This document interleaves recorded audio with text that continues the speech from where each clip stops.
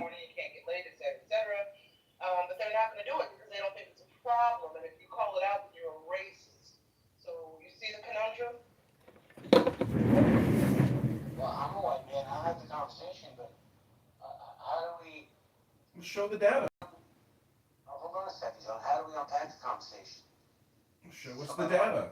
Slippers keeps saying there's this data, but he's yet to post a link. It's just his verbal data that he's spewing on young white males. I wish there were some young white males to defend themselves against Slippers' misinformation. I mean, Slippers, post the link. Are there historical evidence that we have about white men's shenanigans? From slavery to school shootings. What data, when you say show the data, what data are you looking for that you can't find in history books, journals? I'm looking for any data to back up Slippers' I don't claims. understand. I'm saying if you're going to make a claim, you should post some data or a link. And until you do, it's just opinion and gossip. Go. John, let me ask you a question. Do you think what's being said is not true? I'm questioning it. I'm just trying to get clarity on what you're saying, John. I'm questioning Slippers' claims. Until I see some data, I can't confirm it. That's called using logic and reason to make, knowledgeable opinions. I mean, until I see data, it's still just opinion. Slippers, you got data to back this up? To be fair, I don't think Slipper needs to go and get data. I think John can literally go to the internet and find it very, very. You think I'm going to entertain this? This man has 50 phones. I'm sure he has access to Google. Go ahead, make your claims, but post the data or a link. Otherwise, it's called opinion. And until I see a link confirming what you've said, it's opinion. And I could have 1,000 phones. It wouldn't make a difference. It's still called your opinion. Like we have to remember, we're dealing with people that history, which they renamed critical race theory, is racist and anti-American. We're dealing with people who don't like facts, lived experiences, history, which is data, and receipts. So black people, and I'm saying for black people far and wide, and this is no disrespect to the white brothers and sisters in the stage, in the room, or listening later. White folks ask you, especially in America, and especially if they are of a certain age, when they start asking you for data, when all they have to do is open up the pages of history books, don't entertain the nonsense. It's not our responsibility to teach these people the history of white supremacy, systemic racism, colonialism, etc., and the trickle-down effects and the mental and the impact on the psyche throughout generations. These people have collectively decided that they don't want to learn anything about this. Remember, they get to opt out of black history in high school and college. So now we can opt out of their demands for receipts when they have a handy iPhone and AI at their disposal to get all the evidence and receipts. So no receipts. Okay, no receipts. Hold on, John. Okay, no receipts. I'm just going to say this as the cracker in the corner. I'm not disputing that you guys say there's data. I believe it. It makes sense, right? But how do we fix it is the question. Marcus, I need you to mute up, please, because I get feedback. Thank you, sir. Oh, so sorry. No, it's okay, man. Just no worries. Let me say hello to Adrian real quick. Adrian, how you doing? Yo, what's up? Chill, man. We're talking about mass shootings in schools. Slippers is claiming that it's a white man problem, and I'm not disagreeing with him. But John wants data. What do you think about the conversation? I think that's a good political strategy. I think it's genius, actually. Because if you think about it, every time that he does something, it puts Democrats in a position to where they step on themselves, right? So every time we have mass shootings, what does the left always say? We need to ban guns, right? The guns are the problem. The guns are the problem. Not the people. The guns are the problem. All right, cool. Well, I'm going to ban trans from buying guns. Now, the minute that the left comes out and defend it, they're going to say, oh, so trans can't buy guns? Oh, that's not right, right?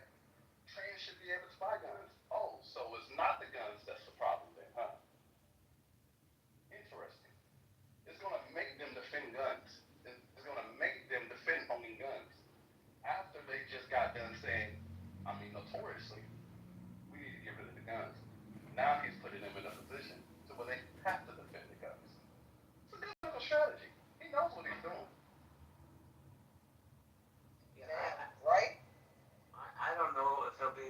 enforce it though, but the DOJ.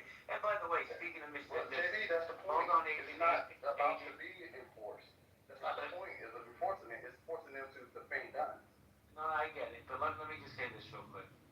I know this is gonna bring some smoke from some of you MAGA, but your guy there, Trump, he's taking L after L in these lower courts right now, and a lot of these cases are gonna wind up in front of the Supreme Court, I believe. Marshall Rankin, how you doing, Marshall Rankin? Marshall?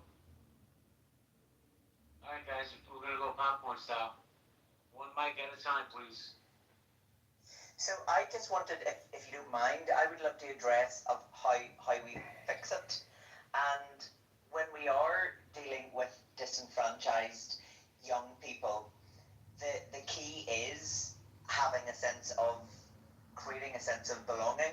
So I've worked for years and years and years with marginalized communities, and they've got so much support and help, and they're doing in my circles, they're doing great.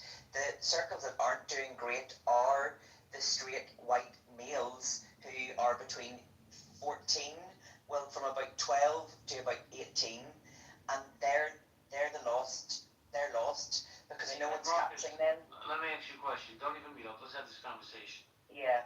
I'm gonna look around my room, right, and I'm just gonna talk for the men in this room, right? Because at one point we were all 12 to 18. Yeah. All of us, my man, all of us had some, and I'm not cursing at you, I just cursed a lot, had some kind of fucking problem in our life when we were 12 to 18. Yeah. Hormones, testosterone, whatever, girl problems. So this narrative that's being spun in the world right now, that this select group, because they're white, they're 12 to 18, this is a new phenomenon. Bro, we've all been through it. All of us. So go ahead, Marcus. What we didn't have back then was social media and all the external pressures that we have got today. So when we're dealing with stuff now, you're dealing with it on a completely different level. That's why I'm saying they're lost, because they're seeing so many different influences on social media. They're hearing so much misinformation. When you or I or people who are 40 and under were going through anything as teeny boppers, it was within your school group or your peer group. It wasn't an entire world that you had access to. That's why I'm saying that these young people whose brains are developing and who are going through hormones and who are trying to live up to some kind of like macho image that they feel that they should, because that's the picture that society is painting, instead of saying it's okay not to be okay. We're here to help you if you need a bit of extra support.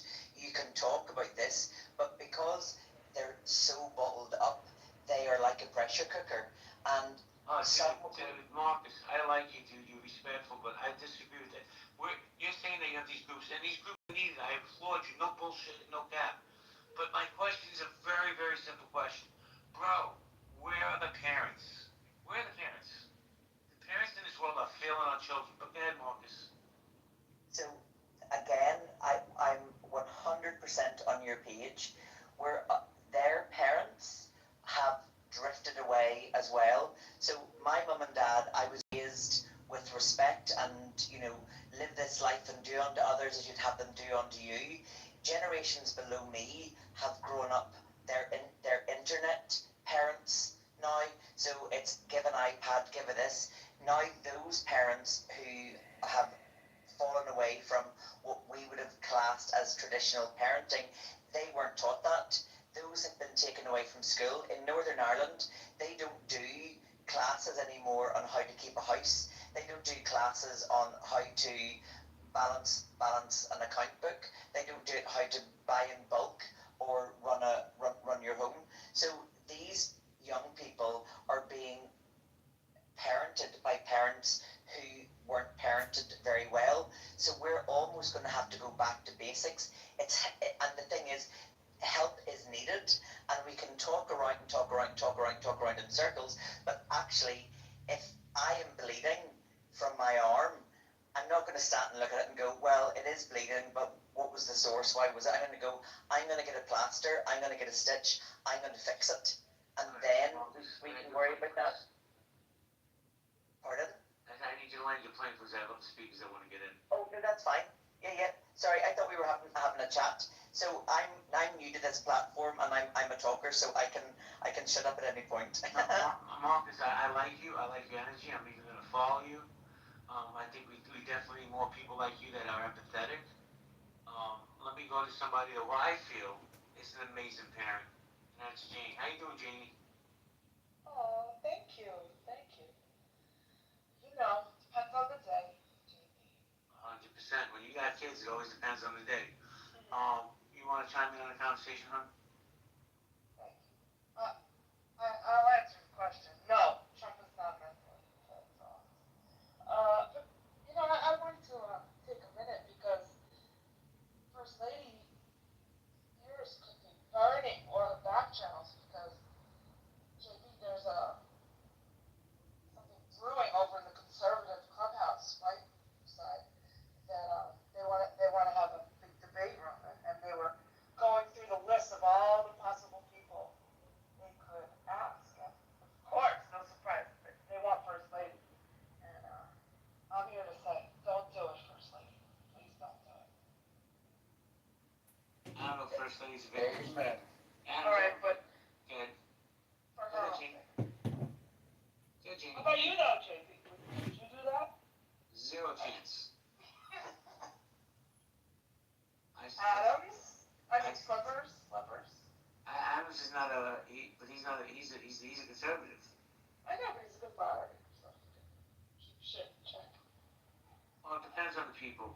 But I want to ask Adams a question. Adams, why do you think it is the numbers that you're saying? Why do you think it really is so impactful in the young white men's community? I'm not even going to pretend to answer that. So, you know, you have to refer to a white male, you know, and asking that question to. So, you know, I'm extending a certain boundary that I feel like a lot of white people, especially in that conservative clubhouse ilk, could, you know, maybe learn from and not inserting themselves into black or minority people's business. So, you know, I personally, you know, I can't speak for a 100%, you know, white American, you know, young, disgruntled youth. So, I mean, maybe you could go into chillism and ping one into this room. I mean, I don't know. Yeah, I don't play with chillism. But I'll say this. Marcus made a great point, and I say it all the time. Social media, there's no guardrails for these kids. People are so busy working, they don't check their kids' phones, they don't check their iPads. These kids get radicalized online. And I'll say it again. I don't care if you're white, black, purple, or pink polka dots. We as a society, we as a country, we are failing our kids. Not everybody, but a majority of them. Guys, we go popcorn style. All I ask is we have a one mic policy, disrespect the space. Thank you. It's not just parents, it's the whole system. It's the cell phones, it's the content, it's the never-ending rhetoric about how you have to be kind to everyone and accept everyone's mental derangement and impairment.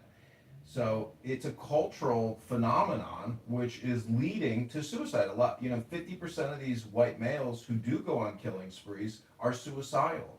So the depression is a major issue. Health is a major issue. And propaganda and mind control and hypnosis is a major issue. It's all over TikTok. It's all over Instagram. It's true. I'm gonna throw you a softball, Johnny. I believe that because of COVID, not the vaccine, we're not going down that rabbit hole, John. COVID locked us in, right?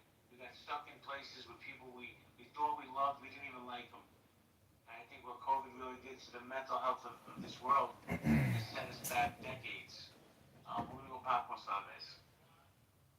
Well, Kennedy's fighting back against that. You can watch Senator Warren, Senator Sanders lose their shit today against Kennedy, and because they are bought and paid for by big pharma. Each of them have $30 million sitting in their bank accounts, and don't stop. They are literally fighting on behalf of big pharma because that's their primary contributors. And you've contributed to my campaign. JB has contributed. Hakima has contributed to my campaign. I'm not some big pharma whore. I got $600 to get these petition signatures. So there is a big conflict of interest when it comes to COVID-19, and there's a big conflict of interest when it comes to trans and hormonal medical procedures and trans procedures. It's $100,000 to get your schmeckle cut off at in Los Angeles at a major hospital. So there's a huge financial incentive to keep promoting trans, and that's the truth. Can I just ask a question there, John? When you were saying about being forced to be kind to everyone in the world, forced for kindness, how many wars have been started on kindness? Listen, I'm not saying we're being forced to be kind. We want to be kind, but we have to push back on behalf of young men and young women who are being brainwashed and who are being abused. And if you have gender dysphoria and you're depressed and you think cutting your schmeckle off for $100,000 because Medicare Medicaid is going to pay it for you. Oh, yes, they do, Jane. There's lots of young men that have had gender reaffirming surgery. Lots of them. Thousands, tens of thousands of them at this point. Hold on a second, John, hold on a second. I'll come back to you, I promise. I want to say hello to Lula. Lula, how you doing? Hey, JB, I'm good, thank you. Just listening to how I'll fit in as this podcast starts, that's alright. I love your accent. You can chip in anytime you like. Oh, thank you, darling. Dr. Appreciate Catherine that. is here, Jay. Sorry, Lula. Dr. Catherine, No wow. problem, darling. What makes Dr. Catherine decide to slum it with us tonight? Hello, Dr. Catherine, one of my favorite people. Yeah, we're still here. Dr. Catherine, what brings you to my corner of the world?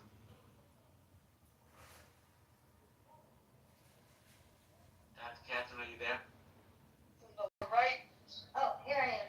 Okay, so yeah, I'm back to traveling more to my Florida office, so I have more free time to just chat on Clubhouse. What are you guys up to? I heard there was something about. What did I hear?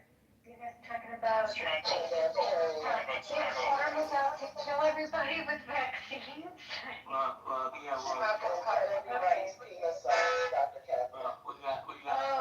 Right. What Okay. do you got? It's why is it always these involuntary cis guys who are so stuck with other people's what they do with their genitals and who they want to have sex with? It's fascinating. But what? Can you? I've never heard involuntary cis. Could you? Wait a second, define that? agent, let me just say this. I'm telling you now, be very nice to Dr. Catherine. She's a friend of mine for years on this app. Be nice to her. With all respect, Dr. Catherine.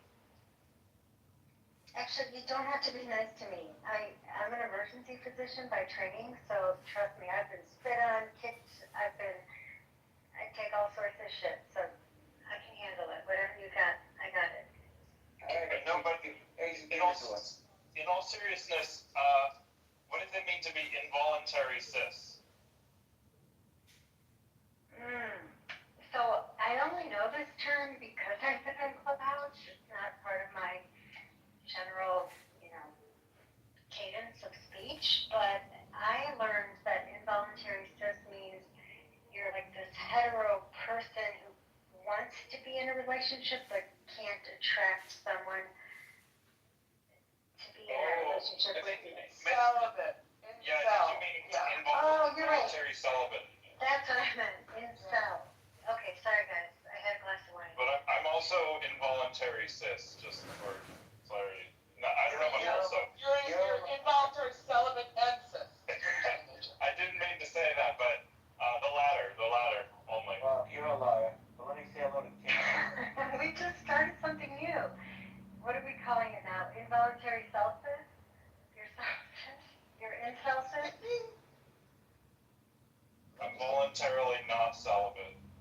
Yeah, we know. King, how you doing, King? Good to see you.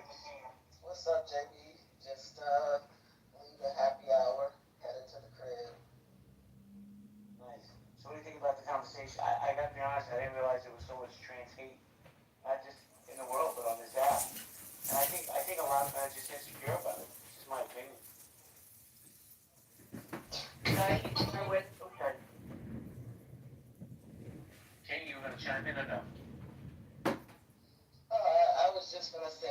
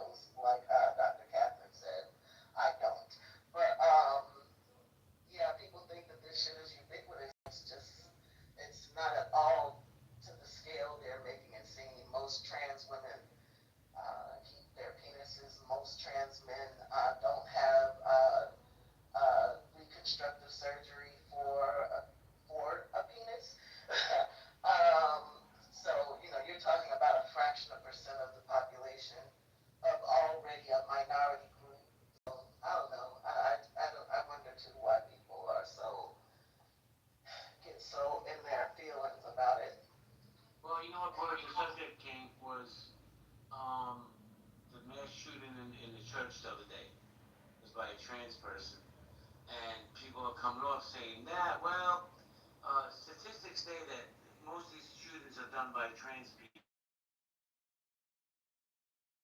white young men, and we were trying to come to a conversation of why is it young white men that are committing these crimes, young trans white men. And that proves my point. Regardless of whether they're trans or not, and in this instance, the person was trans, it is still a young white male. So I know people don't like to hear that out loud, but I feel like there's something to be said in white America about having that conversation of what is going on with disgruntled young white males where they are committing these acts in disproportionate numbers. But you keep saying that, like we should, let's have the conversation. I gave you the data, so I mean, but it's not my conversation. I'm not a white person. But you're the one that keeps bringing it up. So obviously you have more knowledge than I'm a white person. I'm the cracker in the corner. Okay, so you. Hold on, I wasn't finished. I don't know why these kids do that. Neither one of my children are trans, so I don't understand it. But I did say earlier, I think it's the parents' fault. Right? I think parents are coddling their kids nowadays. They want to be the kids' friends. They don't want to be the parent. They don't go to their cell phones or their iPads and other shit. They don't pay attention to who they're hanging around with. I think this is a parental problem, not a young white man's problem. I'm gonna Don't say young white man's problem. Sorry. I got a question. Do you guys all have like the same political views? Like, do you guys all support Trump here or not? Absolutely not. Oh, I'm not a Trump supporter, Kylie.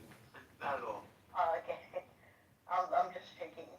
Yeah, I support the president. I support Trump. Doesn't mean I agree with all his policies, but I'm proud to say I don't have Trump derangement syndrome.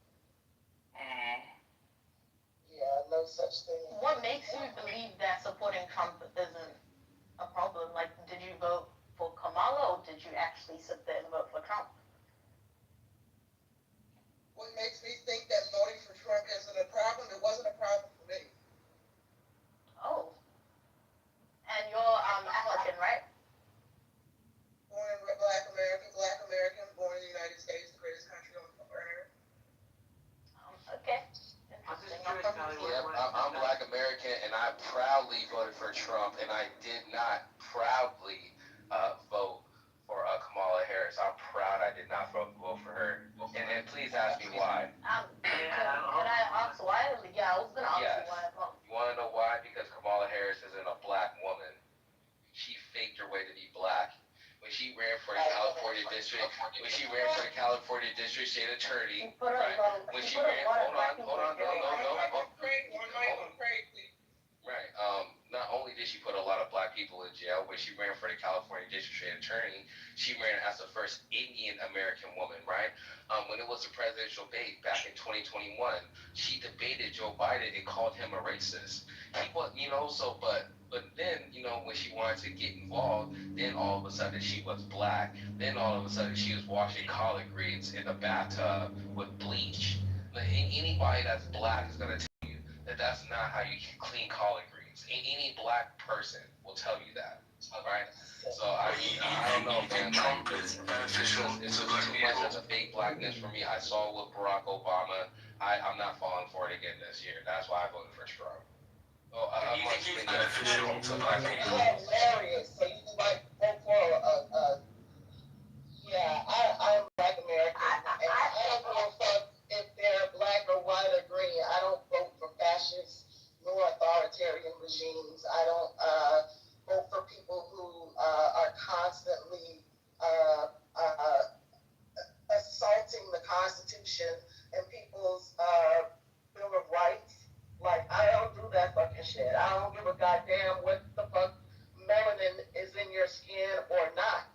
Right? If it was somebody white and they were not a fucking fascist, they would have my vote. Right? I would take the status quo bureaucrat over a right-wing authoritarian. Period. So yeah, no, we're not all the same up in here.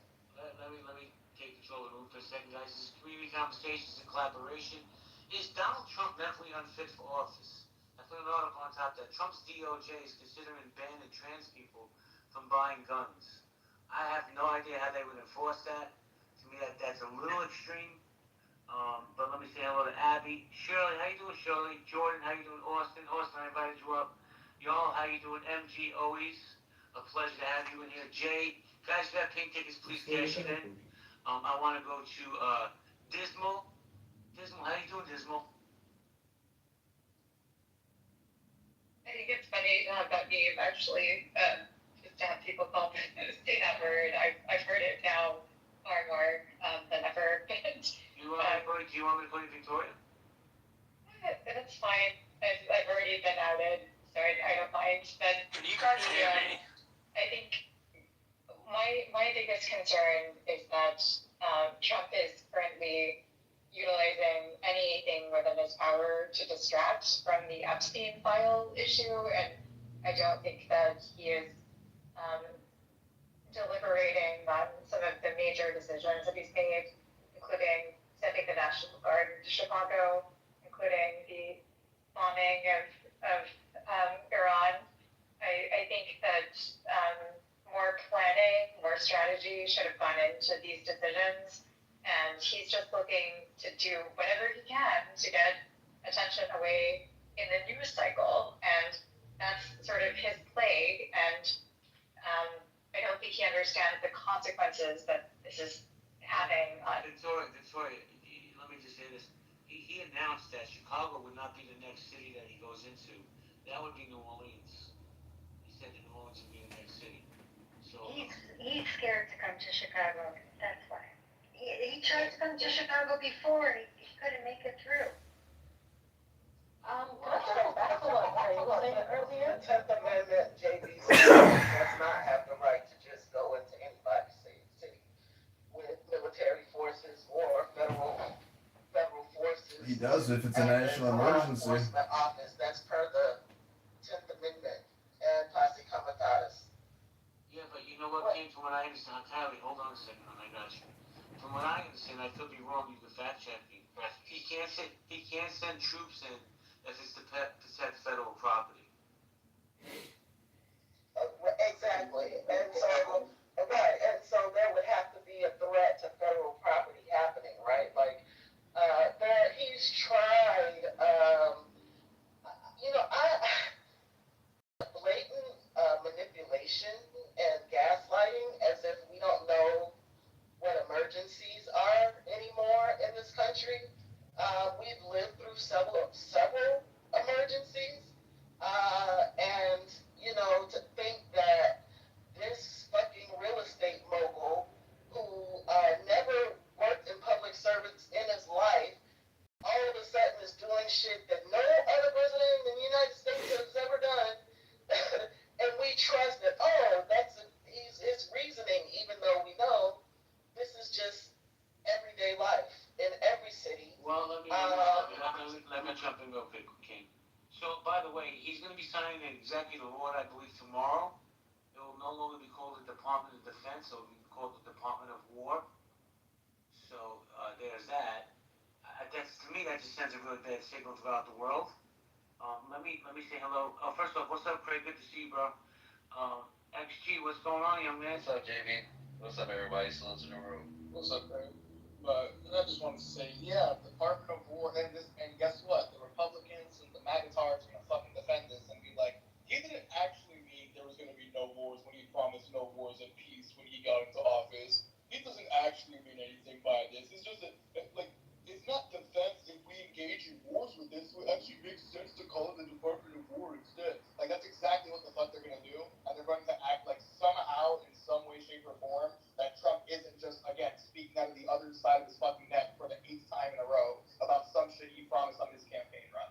We've seen it with the Epstein files. We've seen it with bills. And matter of fact, ironically enough, it seems like on top of being quiet about the Epstein files, the one motherfucker who was so loud about Biden's health and what was going on with him is seemingly quiet about his now concerning the fact of that little hand that we haven't seen for a while. And on top of that, the fact that that little hand had a bruise mark for longer than his fucking ear that quote unquote got shot. So I just want to say, if he's going to continue with this stuff, he's absolutely unfit for office. Because I guarantee you, if I gave you the exact same criteria and rap sheet of shit that Trump's done, or shit that we can see happening to him, or that he's doing, and then applied all that to Biden, all the Republicans 4 years ago would have Biden's unfit for office for the same exact fucking reasons.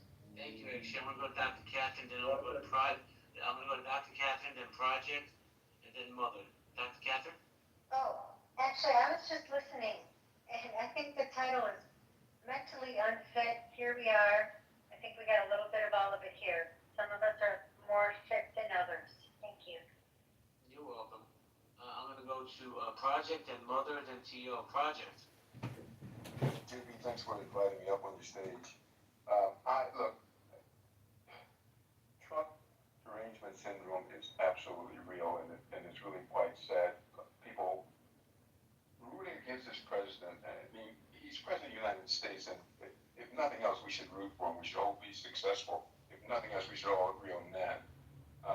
But look, this is not hyperbole when I say this. I really do feel that President Trump is probably one of the best decisions the American people have made in my lifetime, and I mean that sincerely.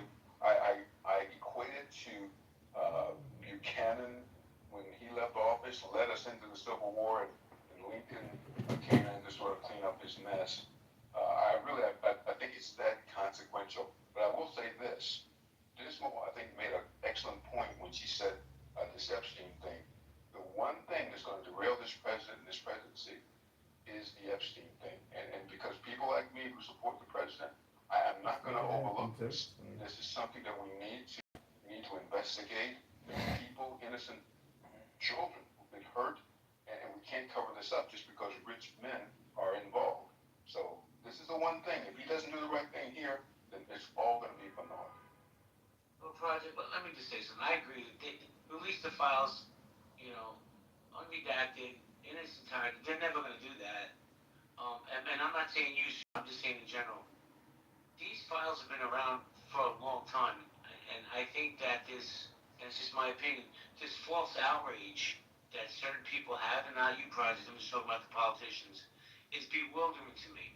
They've had these files for forever, and they never released them.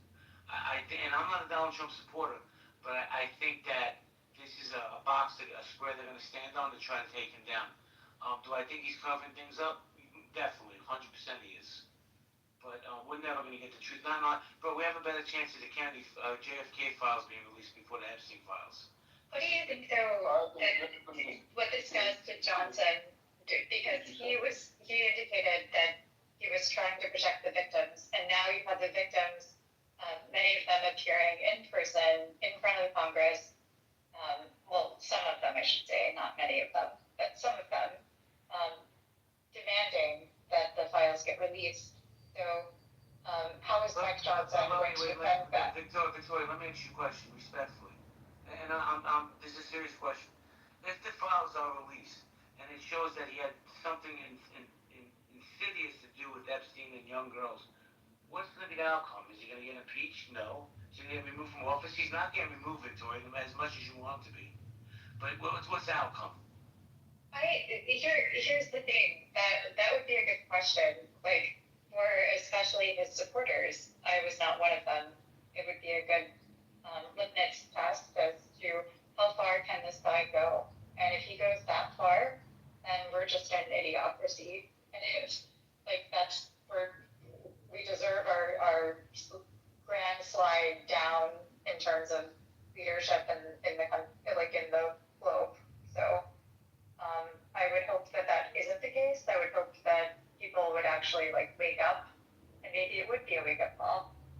If you're the so-called Christian right and you're supporting a pedophile, it wouldn't be your first time, and many of them are pedophiles. Let me jump in here real quick. The loudest voices I'm hearing to release these files is from the far right. Marjorie Taylor Greene, her Jewish space lasers, she's the one that's been barking the most.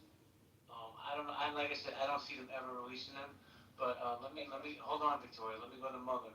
Mother, I got you, Alan. Mother, how you doing? Good, just enjoying my salad. I hope you guys are doing well. The great Nicholas, good to hear from you, man. So is it okay if I comment on a couple of things? Yeah, please do. Okay. So I want to back up real quick. Like the whole Department of War rebrand. I was sitting here chewing on my salad and thinking, this is actually kind of accurate. Like all America, haven't we been in conflict, covert military operations, overthrowing of governments, assassination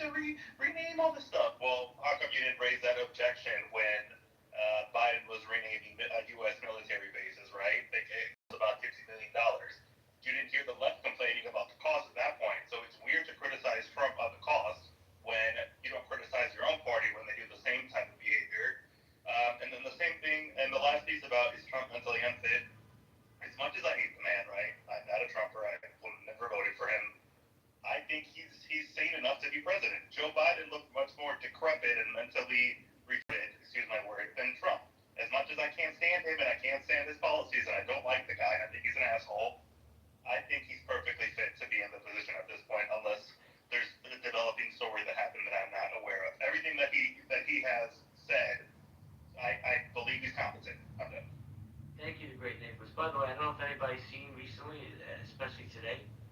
The big gash on Joe Biden's head. It looks like he has multiple stitches on his head. It looks like he probably fell. Yeah.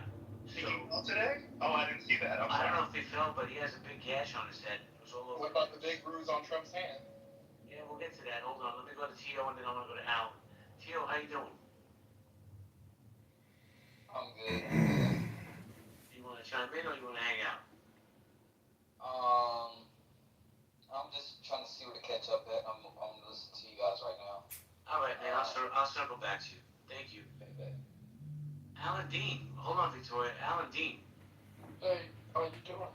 I'm doing great, man. It's good to see you. Good to hear from you. How you doing? I'm good. So, I'll say a few things. Is he mentally unfit for office? No, he's mentally fit. That's my answer to that question.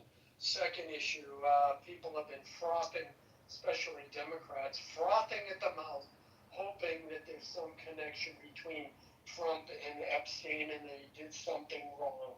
In the hundreds of court documents of the Epstein trials, victims were asked directly, did Trump do anything? They all said no. On CNN recently, they had all of the victims there after they did either before or after they did the press conference. They asked them again directly, did Trump do anything to you? All of them said no. The Democrats have a hard-on hoping that somebody somewhere says, oh, Trump touched my titty. Trump didn't do anything. He's not connected with it. Wait a second, Alan. Alan, hold on. Yeah. There literally is a victim that names him. Hold on a second. No, there isn't. Hold on, Alan. If I'm not mistaken, it's the far right that's leading the charge, which is Epstein's file, like the margin. Oh, yeah, I know. Listen, they want the far right. They want Clinton. They want Clinton, Alan. Yeah, well, they want. And we know his name is all over this. The victim said it. Well, look, if I'm going to be consistent here, CNN also asked about Clinton, and they also said no. So maybe that clears both Trump and Clinton, or maybe it indicts them both, which I don't know. But the fact is we keep getting, testimony and facts piled one on top of each other that said Trump didn't do nothing. But again, it's Trump. So why don't they release the entire files, not just well. Wait, let me finish my question. Oh, okay. Release them entirely, unredacted, in its entirety, and let the American people decide what's going on. No? Well, I agree, but I think while Trump isn't on that list, there are, or in those files, there are people who are, and that are high enough up in government and have enough influence that they very well may be stopping them from being released. And I think that's the issue. If you chase down someone like Chuck Schumer or what's his face, the turtle, then we're going to have issues. Yeah. So there. You know what issue I have with you? You still have a pink ticket. Me? Well, I'm sorry. You keep changing your clubs and creating new clubs. How am I supposed to keep up on all of this, man? Don't blame me. Don't listen to me, you. Don't use your mention old age as an excuse. Stop it. Yeah, it had nothing to do with young whippersnapper. Anyways, I joined. That's all I got to say. Thank you, Alan. Hang out for a while. Let me go to Jamal. We're about to get a big pot of MAGA right now. How you doing, Jamal? All right. Can y'all hear me clearly? Yes, sir. All right. I just want to say, how could he be out of his mind in any way when he's had the best 8-month opening of any president On what fucking metric? that I've ever seen? He's done a hell of a job in his first 8 months. I don't know what he'll do over the next 3.5 years. Wait, let me ask you a question. How's the war in Ukraine going? How's the conflict in the Middle East going? The two that he said he was going to stop. I think what has happened here is Putin really wants to play a dangerous game of chicken, because I think that they think they're ready for war, but they want us to kick it off. And I think Putin is playing a dangerous game of chicken right now. Putin is not as tough as he comes off to be. And I think that Trump is just trying to play patient because he knows. Wait a second, Jamal, hold on a second. Did you know that Putin just put 100,000 troops in the Donbass region of Ukraine? Right. 100,000. So while Trump's sitting around with his thumb up his ass, Putin's going to take over Ukraine. Well, but the thing is, I think what Trump would prefer to do is back out of it and let the Europeans fight it. And I think he's probably smart. That's one of the most intelligent things that I've seen him do, is kind of keep his hands a little bit where he can just back out of it. And I think that's what he's going to do, is he's going to just say, okay, I couldn't get you guys to come to the table. He's going to back up and let the Europeans fight it out with him. But he doesn't want to be a part of the shit. Because he failed. I'm sorry? Because he can't afford it. And it don't make any sense. Hold on a second. Hold on, everybody, hold on a second. Jamal, and I'm going to let you speak as much as you want. You can land your plane in a minute, but yes, sir. How come, and I'm being serious, I'm saying this respectfully, how come MAGA won't take the L? How come you guys won't take the loss that he failed with Ukraine, Russia, and in the Middle East? Why not? I don't think, because the reality of it is, it wasn't on his watch, and it's like he says, it's not his war. This is not something that happened. He campaigned on this. Jamal, he campaigned on this, bro. Well, wait, hold on, Jamal. He campaigned on the Epstein files, and he campaigned on bringing peace to Russia. He said he'd have it resolved in 48 hours. Well, it wasn't his best. It's getting worse. I think this is the part that allows him to come out like this, is because Putin said if he would have been in office, this would have never happened. That came out of Putin's mouth. So he's already been rectified in the situation, so he can really kind of wash his hands and stand to the side. And the other thing that he's doing really good is thinking about this hemisphere with those what are they? What's the South Americans down here? I forget the name. Set my mind. By him doing that move that he's making with the drug cartel down there, that's a powerful move. No president has ever done that. As far as bringing troops to stop this cartel, and my brother got OD'd on fentanyl, and I know each one of you knows somebody who's died of fentanyl. And so for him to stand up for that, that's a powerful move that he's doing right now. Can I say something real quick, Akima, let me just say this real quick. And I'm going to pass it right to you, and then I want to get all normal in the conversation. Akima, you noticed how I brought up Ukraine, Russia, I brought up the Middle East, and automatically MAGA deflects? They go right to Venezuela and Maduro. I was gonna say the same thing, Dave, because especially to the point to go back to Ukraine, to show you the flaw in your argument, Jamal. You say that he's gonna let Europe handle it. Well, according to the treaty, if Europe get in the war, then America has to get in the war. So there's no just sitting back, stepping back, watching. Can I finish? Sorry, can I finish? There's no just washing your hands of Ukraine and letting Europe take care of it. Because the minute Europe starts fighting Russia, according to the treaty, he's going to back out the treaty. According to the treaty, he has to help. So it's not going to go the way you think. Yeah, last time a war happened in Europe, who had to come bail all those motherfuckers out so they wouldn't be speaking German? It was us. So yeah, anytime Europe gets involved in some shit, we gotta be there too.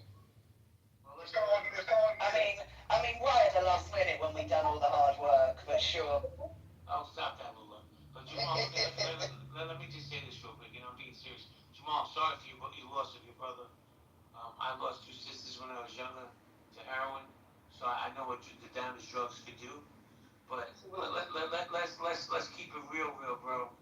Trump is a, I don't want to say a pussy because that'll make trigger some of you people, but he's backing down to Putin like he's his puppet. But before you continue, Jamal, I have to say hello to Uncle El Normal. El Normal, how you doing? Doing okay, man. How are you? Thanks for having me up. Thank you for coming up, man. So, what do you think? You think Trump is mentally unfit for office? No, he's Trump. We know what we're getting this time around, and more people voted for him than the first time. He's Trump. He's a little wacky. He's clumsy. He doesn't really understand half the things that he's doing or saying. He's Trump. He's not unfit for office. I think he is, as I said before, the unwitting agent of historical change. Historical change. It's absolutely a fact that we cannot afford to defend the entire free world. We don't have the personnel for it, and we don't have the budget for it. Then why campaign on it saying he's going to stop these conflicts in 48 hours and he hasn't done it?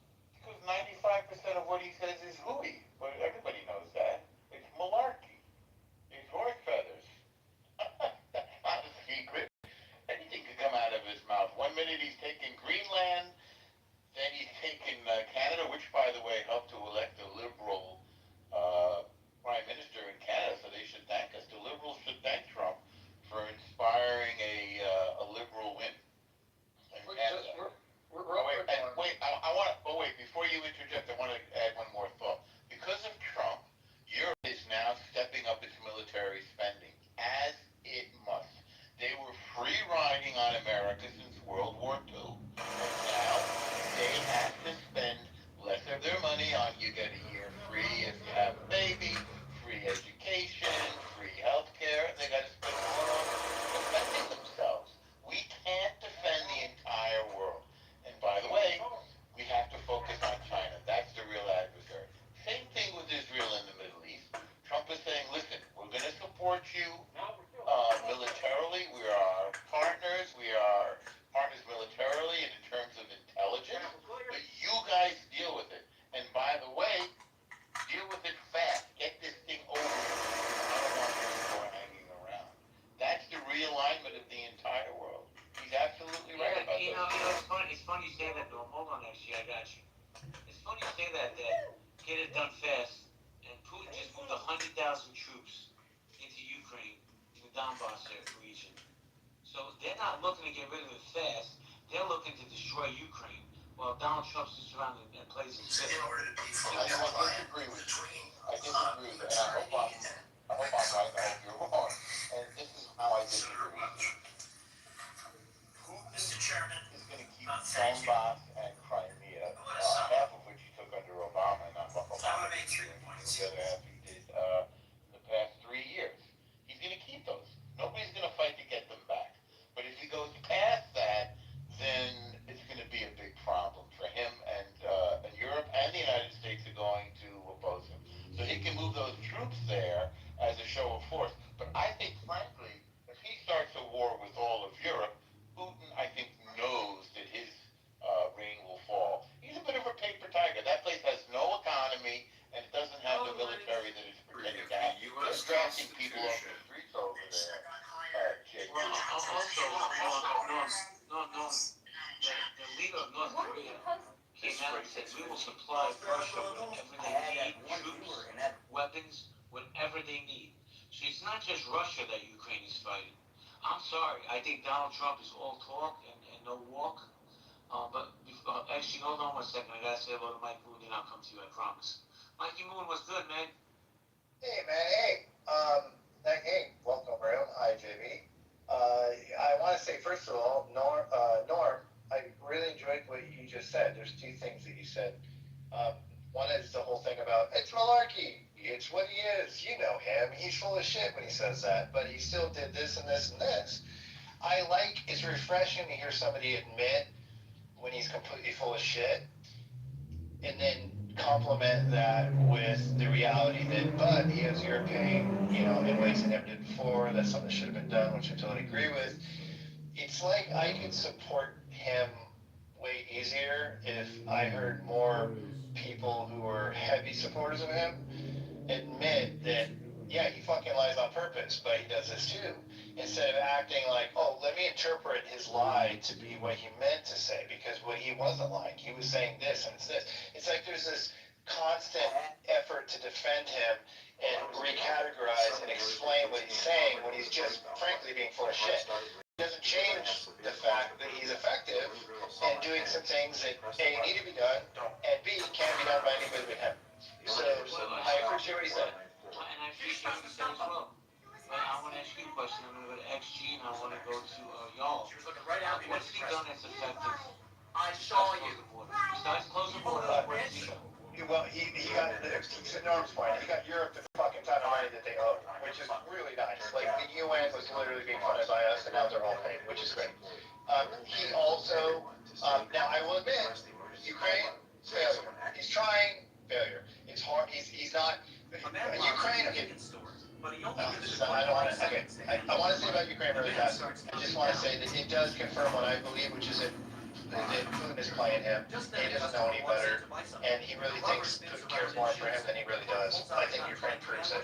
And so it is a failure on his part. It is one thing that he's failing at. But I would say that he is bringing world leaders together to have conversations that need to be had in ways other presidents haven't had. He is he's standing firm on American strength in ways that other presidents were embarrassed to do. He's putting America first, frankly, which I am supportive of. It's something that needs to be done. And what else has he done that's effective? Well, so far he hasn't crashed the economy with his tariffs. So it remains to be seen. I'm leaving it open-ended if they're decent or if they're good or not for the economy. But he did say they would take a while, and he has not crashed the economy with them yet, which means that for now, the jury's still out. So I got to say that he's like 50-50 with me, but I want him to succeed, and if he achieved everything he's going for, it would only make us strong as a country. Thanks. Thank you, Mike. Let's go to XG, then y'all. XG?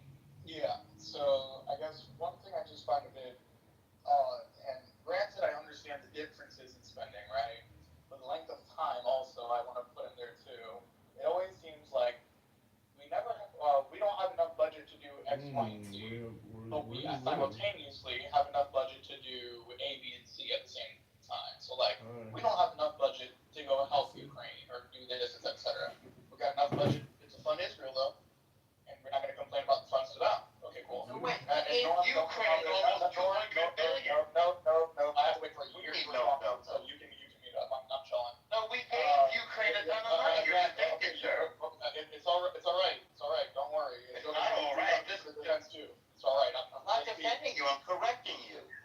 No, brother. You can't say shit about Israel without this motherfucker coming out of my front. Don't talk shit. You won't get corrected. Get it right. We have an endless amount of support. Hold on. Everybody mute up. Thank you. We're going to go to Agent. I know you want to go. But I'll let XG land his plane. Then we'll go to y'all, then Zach, and then you, Agent. XG, Deborah, please don't interrupt him. Yeah, so as I said, it's always, we don't have a budget for this, we have a budget for that. We don't have enough to give health care, we don't have that, we have to cut Medicaid and shit, but we have enough to put a $200 million ballroom inside the White House that nobody but my cronies can come visit. Right, so we can go ahead and do that. Yeah, we don't have enough money for wars, we can consistently be engaged with this one and support Israel, literally everything that they do. That's completely fine. So like, what I'm finding interesting is just that there's always not room in the budget when it's something that we don't want to do, but there is room in the budget when it's something that you support or you want to happen. Duh. Thank you. Duh. Hold on, Mike. Let's go to y'all. Let's get a Canadian perspective.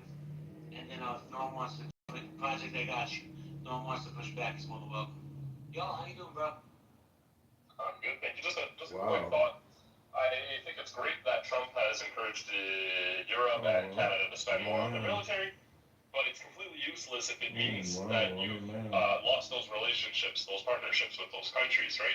And not only that, but now India, North Korea, China, Iran, and Russia are forming a nice allyship, which I think is way worse than the EU not spending enough on military.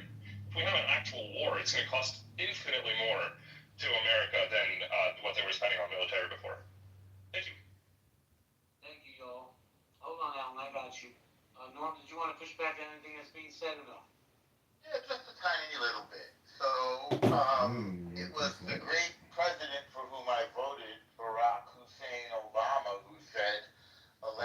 has consequences. No truer words were ever spoken. Furthermore, the world has one and only one superpower by a factor of trillions economically and by an inestimable factor militarily. That remains the case. There's one superpower, that's the United States of America. What is next is we need a. Wait, you didn't see that Chinese parade the other day? Well, they are number two. They're number two by a lot. They have a nice parade. They're doing a lot with what they have. The Chinese are doing more with their secondary status than we are with our primary status. And what remains to be done, and I'm going to have to be critical of the president for whom I voted, Biden, and say that Biden did not use American power sufficiently in American interest. And I am hoping that Trump does assert American power, use our influence as the only, and by the way, probably the greatest superpower in history, by a lot. By a lot. If I forget, I think our GDP is 18 trillion. I could be wrong there, but I know it's 1/3 more, which would be $6 trillion more than China's. Now, China's coming up, there isn't any doubt about it. But there is no other country that can match us or project our military power. So the next question is, what do we do about it? When it comes to freedom, when it comes to keeping the seas of the world safe, when it comes to keeping the world financial system safe, how come you can swipe your card in France and it comes out of your bank here? How come all of the transactions, the financial transactions in the world are a fact? Excuse me, Uncle Moore. Yeah. Am I going on too long? No, you're fine. My question is, that all sounds fantastic, but what about the debt that we're never going to pay? He needs to address it. It's not sustainable. And he was playing around with this Elon Musk thing, what's it called, Doge, which was performative. But at least it's on the table. At least people are talking about it now. And by the way, our military realignment is part of that.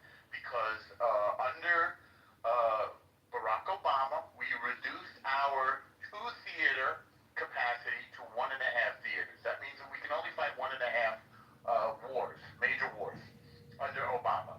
And under Trump, it's been reduced to 1. We can only fight 1 major war. And that has to be focused towards China, because they're our greatest adversary, potentially. By the way, if we project our power correctly, we have to go to war with China. But we have to use our power in a credible way.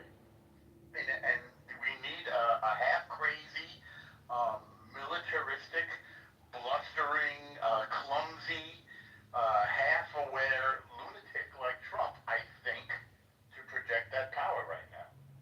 Thank you. Yeah, Everybody hold on, please.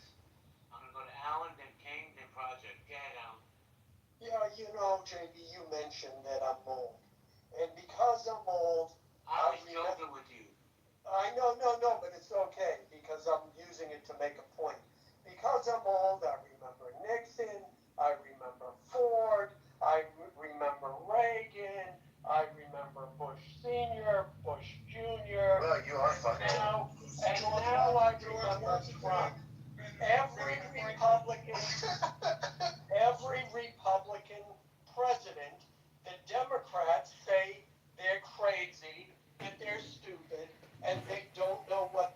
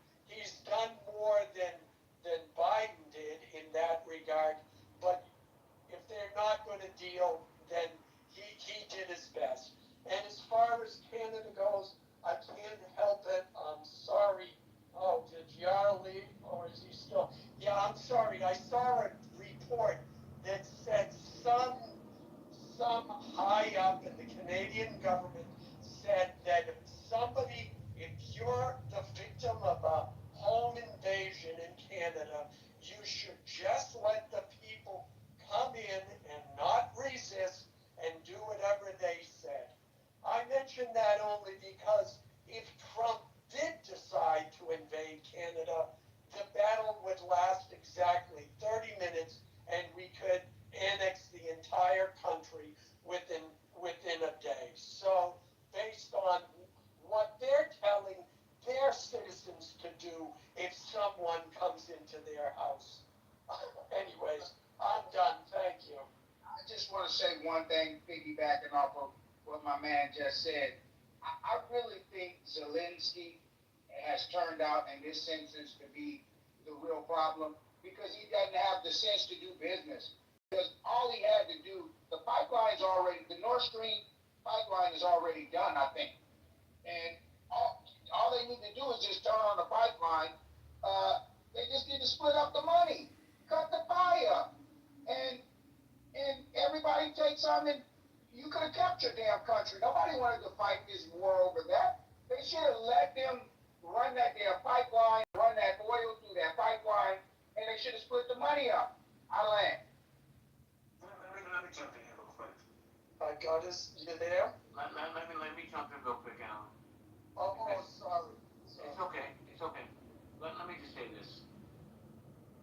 The deflection is so strong from the right. It's bananas to me, right? This dude said he was going to end this war in 48 hours. I don't give a shit if he's just talking out of his ass. That was a campaign promise. This dude said he would have the files unredacted and released in their entirety. Another talking point people like to deflect off of. You want to talk about Zelensky, you want to talk about Putin, and the leader of China and North Korea, that's fine. But when does the buck stop here? I'm just curious about that. Project, I know you've been patiently waiting. I'm going to pass the mic to you and then go back to Alan. I thought I was in the queue, JB. I'm sorry, Q. I didn't mean to pass you. He can speak. Go ahead. No problem. I'll wait.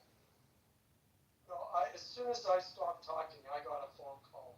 So I didn't hear any of the rebuttals except for you, JB. Well, that's the only one that matters. Well, this is true, but no, I don't see it. I don't see it as a deflection. I mean, I agree. He said he was going to end it, and like I said, he did bring them together. How many times did he bring Zelensky and Putin together? And like I said, you can lead a horse to water, you can't make him drink. And that's the most. That's the most I can say. You shouldn't promise it then. Hold on, Norm. No. What do you mean you shouldn't promise it?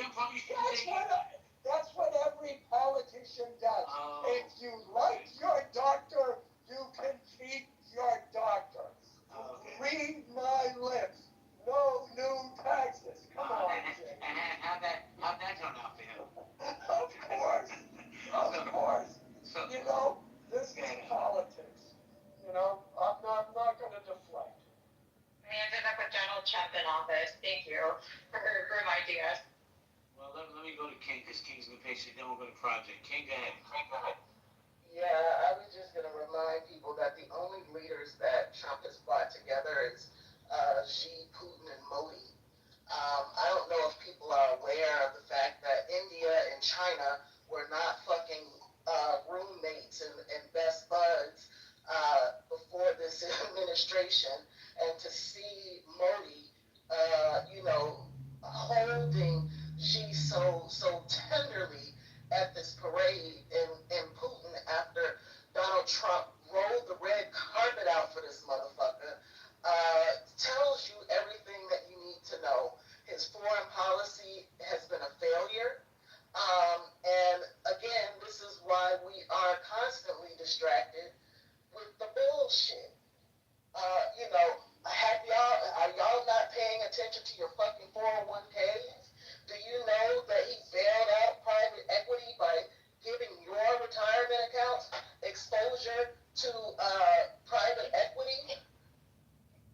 Modi didn't attend the recent parade. Yeah, he there. No, he wasn't. You're talking about John Rowan. Yeah, this was correct. Keep your friends close. I'll confirm that then. In any case, he's given, with the stroke of a pen, private equity access to our 401ks. When private equity investments don't have any fiduciary responsibility to make investments that are at the best interest of their investors, right? So like there's so many things across the board that people are pissed at this guy. The farmers are pissed at this guy. The older seniors who are losing their care are pissed at this guy. I don't even know who we can call an ally in the world anymore, outside of Malay and Orban. Like, who are our allies at this point? Israel is definitely our ally. Europe is our ally. Who else is going to protect them? Europe is definitely not ally. I don't think that they want to fuck with us after what we did to Ukraine. I haven't, but again, we know in world politics, people don't forget. And so to think that these actions are not going to have consequences down the line is insane, which is why I'm like, JP, instead of asking, is Trump mentally unfit for office? Maybe the question we need to be asking is, are the voters unfit to cast a vote? Because people are just, this is all on vibes. This is all on vibes. Nobody is fucking paying attention to what the fuck is going on. They just want to root for their guy. And I think that that's ridiculous. And we're suffering for it. But, with these fucking grocery prices, like, everything is really fucked up. And we're sitting here having conversations about it as if people around us aren't being hurt by this. So Market is okay. What is it exactly is the hurt? Where's the down? the market is disconnected from Main Street, and you know that. You know there are exactly. So when you give, so you know how do you know how private equity works? Of course. Okay, so do you think it's a good idea to give private equity exposure to your retirement account? What's the problem? It'll be all. You don't think private trying to make money? I think that the way they make money is what's the problem. They get paid either way, but their investors don't necessarily get paid unless they have a win. So when they buy up companies, extract all the value out, and then sell it, drive the company into bankruptcy, that's not necessarily a win for their investors, right? There's a reason why private equity. There's a reason why. Guys, hold on. Crazy. Let no push back on you real quick. Yeah, could you please mute? Get going. No, I am just pointing out that the economy, not only is the economy strong, but the institutions are strong. We have the strongest institutions on the planet, and they're stronger than ever. And I just want to add, by the way, that our academic institutions have been captured ideologically, and he's addressing that as well. So put another check in the column for him on addressing the problem of ideological capture of our institutions that are supposed to be about research, innovation, inquiry, and advancement, and had been captured ideologically. But again, I'm not sure what your objection is. No, isn't he taking L's? He's taking losses in the appeal courts. Because they're all saying that he shouldn't have taken money away from these institutions. No, he's actually winning. Yeah, they're shaking in their boots. They're making deals with them all over the place. They realize how wrong they are. Yeah, Outrageous what they were doing. I'll make this quick, JB. The Democrats have been waging lawfare.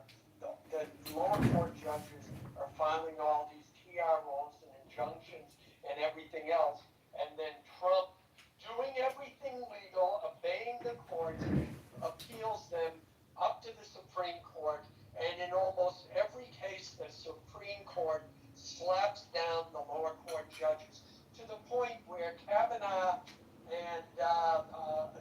and Gorsuch have now admonished the lower courts, saying, we understand sometimes lower court judges may disagree with our rulings, but under no circumstances are they allowed to disobey them. And the Supreme Court is laying down the law, and yet these dumb fuck Democrat appointed judges continue to disobey the Supreme Court. Trump is winning in the courts. The problem is the Democrats are just gumming up the works every chance they can. So, yeah, that's reality. Thank you, Alan. Let's go to hold on. So, can I just say real quick, JB? I put the links in the chat. I was correct. It is Xi, Modi, and Putin, and every headline is that we should be very concerned. I'm sure the administration is very concerned that these particular individuals are now, forming these type bonds. Again, India and China are not. India has always been very much neutral on the global stage. To drive India into the hands of China, that's a first. That's a first. I'm sorry. So he's failed. That didn't actually happen, and that's, can I respond, please? Hold on.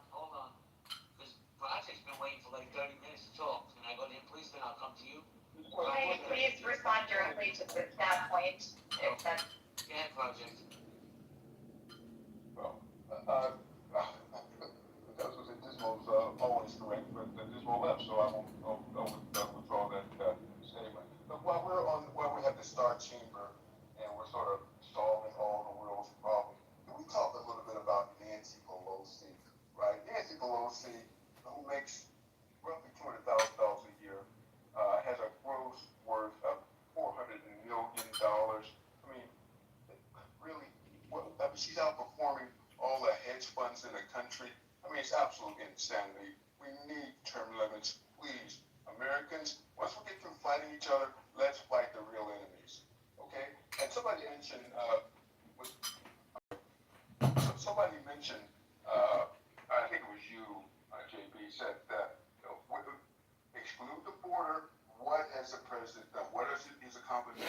Oh, excuse me, if all he did was steal and secure the borders, I mean, I think it would be more consequential than damn near any president we've had in my lifetime. I mean, it's a huge victory, something you ran on, and we can't just excuse it. But we need to have something else. How about the attack on Iran, who set back their nuclear program at least 3 years? Nobody talks about that. I remember when it was proposed, everybody thought, oh my God, we were doing World War III. Well, not a peep out of Iran. And so let's give the president credit for that. How about that? So you want to close the borders? Well, the entire interior of the country burns down with inflation, racial relations. I mean, I can go on and on. But let's just worry about the border instead of what's going on inside our country. But I want to give Victoria a chance to push back. Well, let me give me 5 seconds since you look, what did he do in D.C.? I mean, you have people slaughtering each other at an alarming rate. He sends the truth in, and look, at least people are not being slaughtered on the street. People can have enterprise and everything else. So he's securing our cities. Come on. Okay, if you say so. If you say so. Victoria, go ahead, hon. Thank you. First of all, Modi was not at the 80-year celebration parade that Xi Jinping hosted. He simply wasn't there. He was hosting a counterpart from Singapore at the time, and I just want to push back on that. Second, although there's indications and recent developments that they're moving closer, India has been far more severe in cutting ties with China and Chinese technology. than the United States. It made moves far earlier. Second of all, they have a border dispute that has been ongoing so long that I actually met somebody who was in the Indian Army and actually like used a stick because that was what they decided that there would be no weapons. That was like a compromise that had been reached, and used sticks to like beat other Chinese soldiers. So the idea that they're somehow closing out, what you might be considering is India has always been an ally of Russia, and that it hasn't gone away, and that is probably going to be getting more. Sorry. But Desmo, did you read the links that I posted? My sources. no, I didn't. King, what are you more worried about, the national debt or the fact that your investment portfolio is now accessible to private equity? I mean, the entire economy, 40% of the economy is all borrowed. Isn't it all connected? I mean, why should private equity get a bailout on my retirement? It's a bailout for all intents and purposes. Most of the portfolio in private equity is startups, and the startup companies when they go public, and IPOs, and IPOs. King, hold on a second. Oh, thank you. I'm gonna go to my financial guru, Isiani. Isiani, how you doing, bro? Doing great, you? Man, ain't that wake up's a good day for me. So what do you think about this conversation we're having? You wanna chime in? I do, man. Actually, just want to talk specifically to the private equity conversation. I understand the fear around private equity, but it's simply equity in private companies. There's a lot of different types of private companies. There's literally companies around you who are doing great, making great cash flow, and private equity is literally saying, hey, the equity in my business, people can actually invest it into their retirement assets. I don't need to go public first. I can sell it directly to you through like an intermediary, an advisor like me, or some companies can package it up. Now there's some terrible people just like the world. There's good people, there's bad people. There's people doing good business, and good bad business. If a company comes in and gobbles up your neighborhood and tears it down, well, that's bad practice. That's bad practices. It doesn't necessarily reflect on like the entire concept of private equity. So you should actually be grateful, or at least appreciative, for that executive order, because it opens up opportunities even for small communities, right? So can I read this real quick? I just posted a link in the chat. Private equity wants your retirement nest egg, and it basically states that the private equity industry is underperforming, cannot exit its investments, and cannot return much actual cash to its institutional investors, in large part because the industry since 2022 has consistently overvalued their portfolio companies. Private equity investors are clamoring for cash, and the 401ks and IRAs look like just the perfect bailout for the PE billionaires. So I'll continue to post more resources because, people are obsessed with Epstein and all this fucking bullshit. There's a lot other things going on that people need to be paying attention to that have real material impacts on their futures. All right, guys, I'm going south. Go ahead, Isiani. You don't have to allow other people's stories to impact how business along, right? It's widespreading, right? Because some companies are failing, like think global. The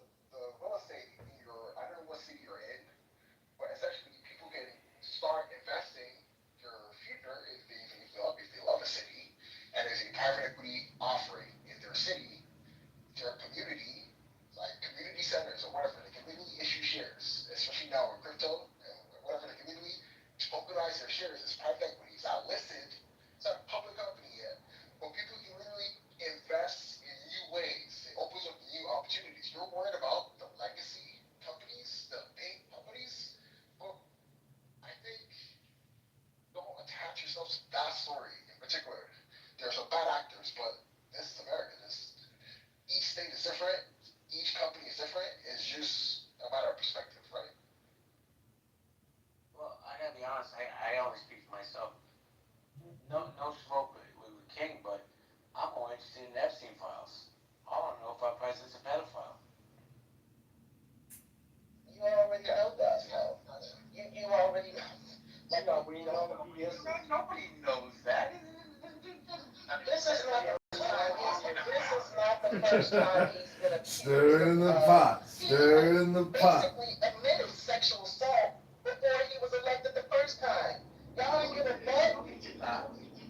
Grab him by the pussy? Is that not a description of sexual assault? You. He said they like you. He didn't say Sound like he asked. He did have a civil trial. There were definitely lots of facts that were provided for voters to peruse if they wanted to. A lot of his voters decided that they didn't care. Civil trial. celebrity. Yeah, that's not We all have priorities.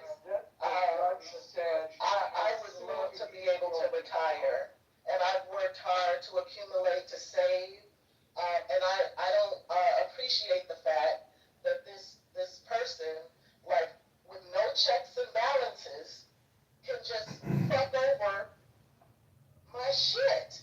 Wait, and just keep hold up really fast, because you left out part of that quote, Norm, because right before he says they let you do it, he says this: I just start kissing them. It's like a magnet. Just kiss. I don't even wait. And when you're a star, they let you do it. You can do anything. They let you. Wait. They let you. So no. He said again. Look at what's being said. It says I just start kissing them. It's like a magnet. Just kiss. I don't even wait. Meaning you hold it there, and then The Miss Teen USA. let you do it. The girls in the Miss Teen USA pageant literally said he felt he was creepy and it just felt very weird. And they were not comfortable. And the idea that they quote unquote let you or whatever, that's bullshit. We all know what creepy uncle looks like. We've all dealt with creepy uncle. If you don't like creepy uncle, don't go hang with creepy Hold on. Hold on a second. Hold on. I really tried with you, Victoria, but your mic is super loud tonight, and you just don't want to have any mic support. I don't know what's going on with you. You're more than welcome to come back up, but I'm on a one-mic policy. Yeah, Norm. No, I don't have anything. He said that they allowed him to do it. They let you is consent. That's number one. Number two, people get accused of things all the time. To assume that an accusation is a conviction or is indicative of guilt is really absurd. And I think it says more about Where's Bongino? Where's Bongino? I need somebody to check in with Bongino. Like, where the hell is he? Okay. Has he disappeared? Did he die? I'm interrupting while changing the subject. Because he was the one who was the loudest about his reservations of hiding what was discovered, and we haven't seen him since.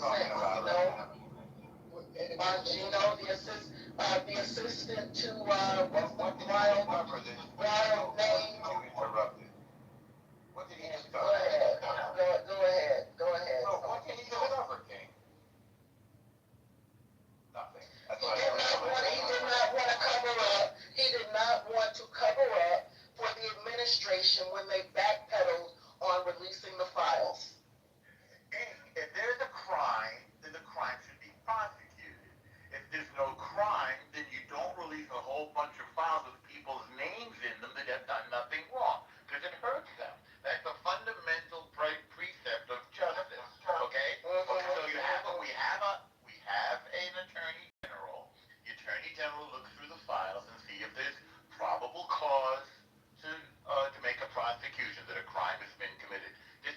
complicated. This is not complicated. So if you like the gossip column and you want to see who's in there and who was on the plane, that's your business. But it's not the obligation of the Justice Department to feed your appetite for gossip. Norman, hold on a second. Let me just say this. She is right, though. When Bongino came out, who's the assistant director of the FBI, and he said, release these files unredacted, all of a sudden, after he came out and said all this, you don't hear from this man anymore. Him being silenced, I believe, is real. Yeah, 100%. Oh, I don't think you guys understand. Like, FC, it's like you have Victoria's Secrets. So there's something here is obviously there's a lot of rich and powerful people involved. But when there's rich and powerful people involved, things get complicated. You know, they have power. They can slow things down, delay things. Like it's the world. Like you're acting like it's literally reality. It's whether it's the United States or anywhere else in the world, it works in the same way. This just tells you the level at which this stuff is at, right? And also, really quick, what's being described was assault. Consent by perpetrators, like Victoria said, is ridiculous because it's the same notion of. Please, let me finish a fucking sentence. When you have an analogous situation, for example, you smack a girl's ass, etc. It's the one that insults you all the time. Fucking, you smack a girl's ass, but if you're hot enough, it's fine. They won't do anything about it. They'll probably laugh and giggle, etc., and all that shit. That doesn't, just because they laughed and just because they giggled, etc., doesn't negate the fact that what just happened, the action that was sexual assault, which is slapping that person's ass unconsensually in the same way that they said, I just start kissing them. It's like a magnet. Just kiss. I don't even wait. And then he adds, and when you're a daughter, they let you do it. It's not that fucking difficult to understand. A very, very ignorant analogy that has no application. Yeah, Norm, I got this, if you'll let me go. As someone who worked in the entertainment business over 40 years now, what Trump described is 100% accurate, and it is 100% not assault. They let you, period. And to describe it as anything other than consensual is a lie. And when the actresses or people like that come back 10 years later and say, oh, I don't know, I felt creepy and violated, it's because they're trying to save their own reputation. And they're trying to live. I don't even wait. That's him saying he's not waiting for consent. Out of his own fucking mouth. Who cares about what he said? They're trying to save their reputation because everyone knows they were whoring themselves out for a better opportunity. You see it every day, and that whole meeting. So teenage girls at a beauty pageant were whoring themselves out? Yes, they were. Okay, got it. Take that to the bank. This is the level of fucking Take delusion that we're to at. the bank. And you know who else was whoring them out? Their mothers and fathers. How about the one that was there to see them get weighted? Is it better for them to be whored out or for Trump to go there to see them get whored out? Now that is So you're telling me that Trump was there to see whored out teenagers? That is separate from what happened with Epstein. So wait, I'm asking, was he running shows? Was he running talent shows for whored out teenagers? And directed somewhere else. It has nothing to do with Trump. Thank you. It's all right. So You can see your buddy Weinstein in a minute. So real quick, guys, this kind of. I have nothing to what do Alan was with saying is Weinstein, fuckface. this is along with what I have always thought. It was overturned, by the way. The world will be a lot better when people in Alan's age group die off finally, like the 65 plus crowd. Amen. Like I think you died first, these frankly. outdated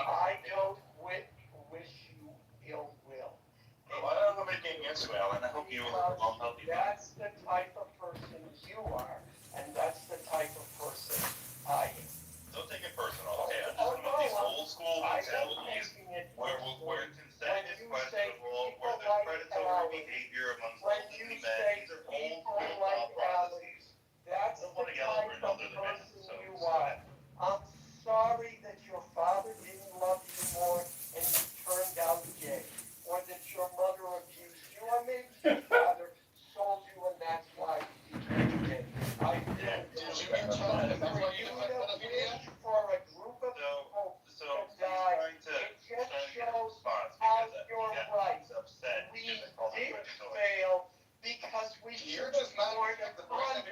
Hold on a second, gentlemen. Hold on a second. I don't know why we're not attacking the point, and we're attacking the person. Can we dial down the tension a little bit? Sure. I was just gonna say, Alan, if you're mad because I say older people have more predatory tendencies, that's a personal problem. This is not a personal attack against you. You getting riled up and going down this tangent about being a fag is so weird because it just shows that it obviously upset you.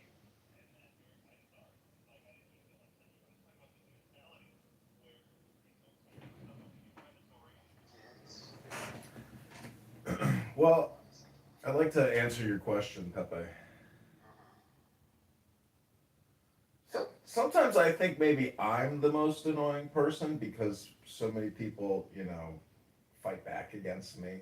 They clip my accounts. I've had, over 30 accounts clipped. You've probably had equal number of accounts clipped, if not even more.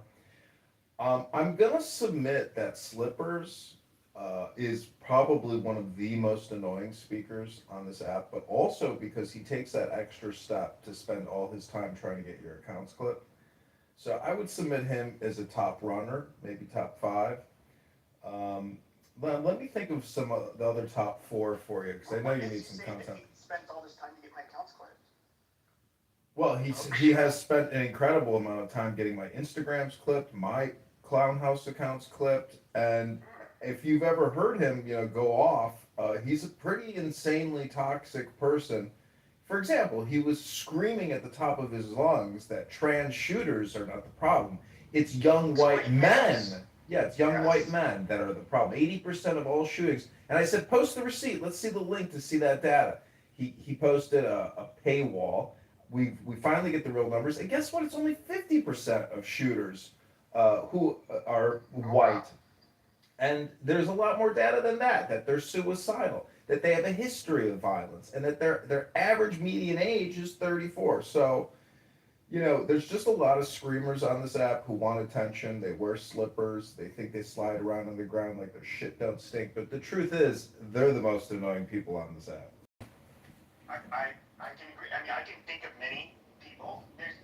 My name's Monica. There was, I was in a space earlier and some women were joking about it. Like, what is it like having sex with her?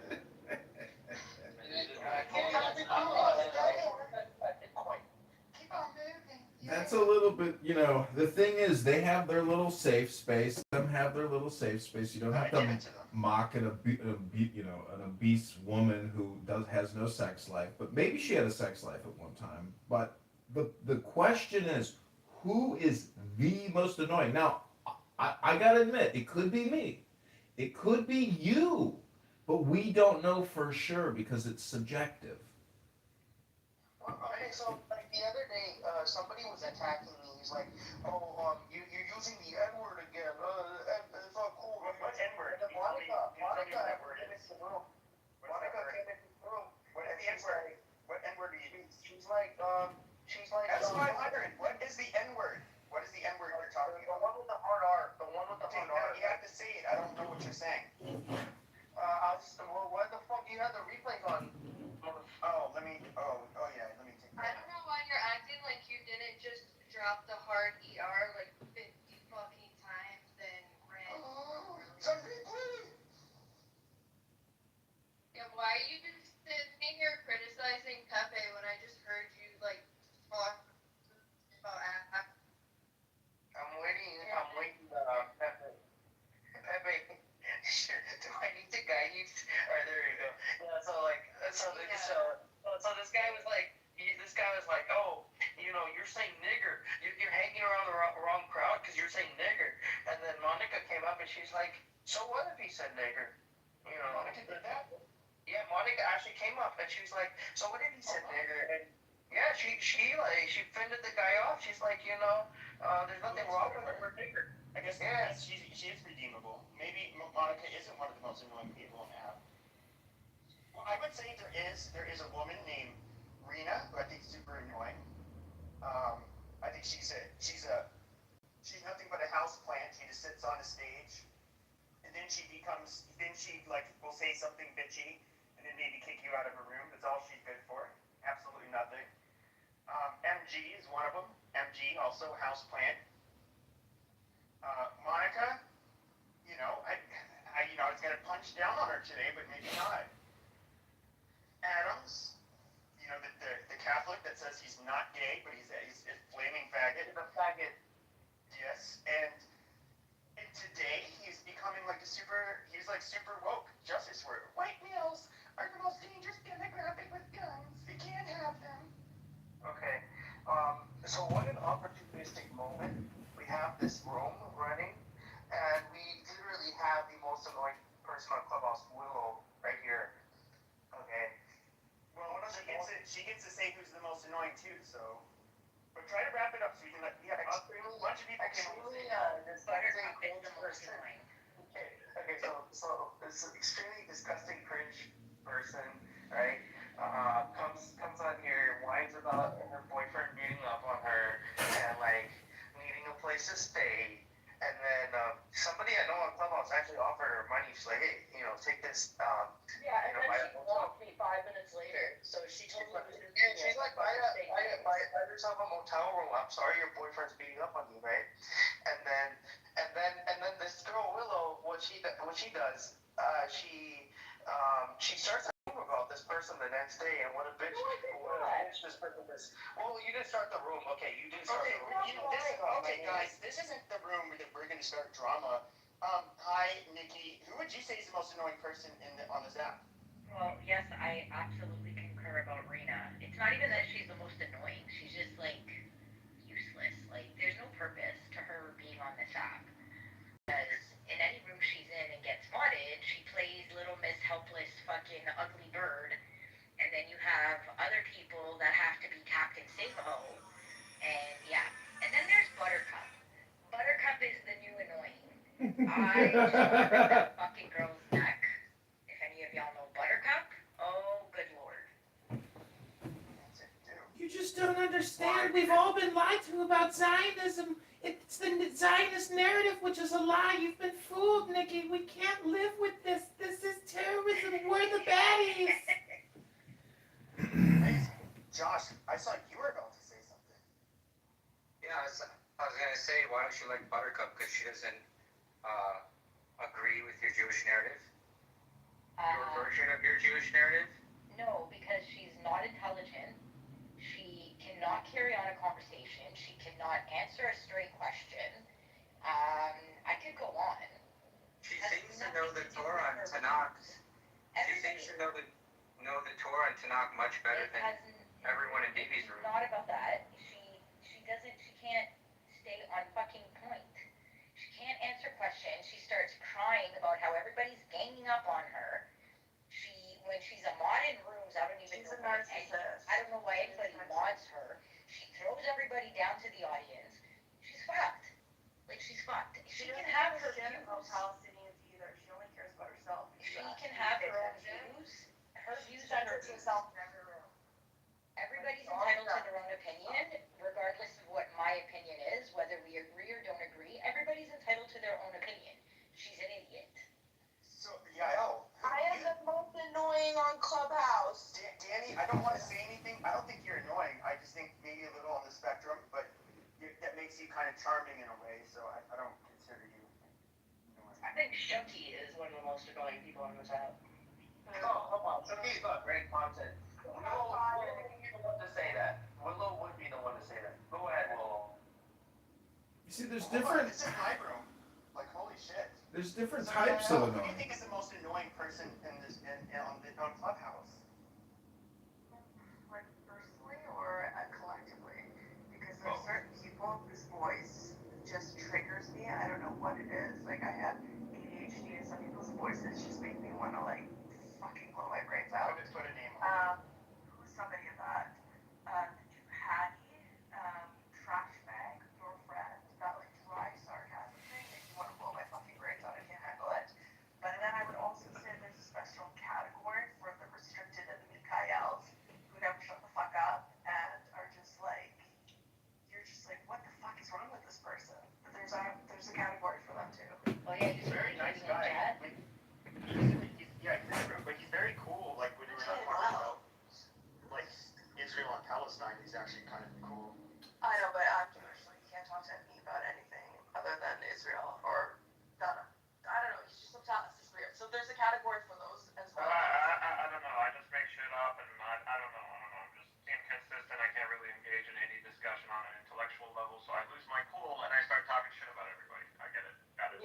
when you start acting like you're taking up the ass, then it's a different level of annoying. Okay, that seems like a projection right there. Yeah, okay, I understand the Indians and the Zayos, the evil Zayos, they team up against the Muzzies, and we can't, I don't want this to be one of those cases. I bring in the Indians. That's 500. Well, I mean, I'm Fijian, but yeah. Oh, Fijian. Never I was like, is that why you brought it up? I was like, wondering if he's Indian. Not same shit. Wrong place. Literally same shit. Well, Mikhail, who do you think is the most annoying person on Clubhouse? Norm. Norm is the most annoying person to debate with. I actually cringe, not even because I'll necessarily disagree with them, but like you have I have to moderate him, and it's just like, I'm like, Norm, I'll let you speak after him. Norm, and then he gets on. It's kind of masochistic, though, to engage with people that you find so irritating. Like, at some point, you have to look at yourself and be like, what the fuck is wrong with me? Because I had to do this too, because I was like, why am I talking to these people that I find so unlikable? And then I was like, there's something wrong with me. It's not that. No, if you find it entertaining. It's not entertaining. No, yeah, El, I heard you, I think I heard you say I'm one of those weird people too, that would watching, people popping pimples and shit. And for me, it's like, I have, OCD and ADHD, so maybe that has something to do with it, but I think it's super cool to watch. It's like, oh my god, it looks, I don't know what it is. Ew. I know. Why? That's what my ex would say. She'd be like, oh my god, that's disgusting. Why would you watch this? And bitch. I would propose one person, John Kitover, because he records and live streams. That I think is the most annoying aspect, because he will go into rooms that are not dedicated to replays, and so he is breaking the terms Rooms of aren't Clubhouse, dedicated to YouTube, replays, and Dismal. his own state. Let her finish. Do you know what Dismal he did say when he came in? He did admit that he was likely going to be one of the people that people would find the most unpopular on Clubhouse. Yeah, I think he and then I would add, I don't know if he's in here, so I feel like bad saying it, but Dr. Adams. Oh yeah. Dr. Adams. Yeah, he screams into the microphone in a way that is so annoying. I can't take it, especially in the morning. Like, you quiet, big black bone bitch. Fuck you. It's amazing. He does that. He sounds like a ratchet black woman, and he's mocks black women. And I actually thought he was a woman when I first met him. I didn't know he was a man. He's gay. He's gay. He's dating Fractal. No, he's actually not gay. Dude, we talked to him. He's been telling us I'm not gay. Once you take it, yes, you've always taken it. Yeah, but his whole thing now is that apparently he's not gay. We're like, oh, how cute, Adam. Okay. Exactly. But he would but he's like, no, I'm a Catholic. I'm straight now. It's like, what is it? Bullshit. He's an embarrassment. Those are really the only two. I think everyone else I've been able to manage or tolerate. I don't. Yeah. I think everyone else, I can actually see them in other rooms, and I can find good parts of them, even if I don't agree with them. I'm still able to speak good. Victoria Polly. What about that girl that's always saying, yeah, dad? Oh yeah. Big one, bitch. Big Lob. Yeah, what is the deal? Why does she do that? I don't understand. She's goofy. She's been doing that for 3 years. I know. That's why I'm like, dude, I get it. If Oh, you did that for yeah. a few days. That's why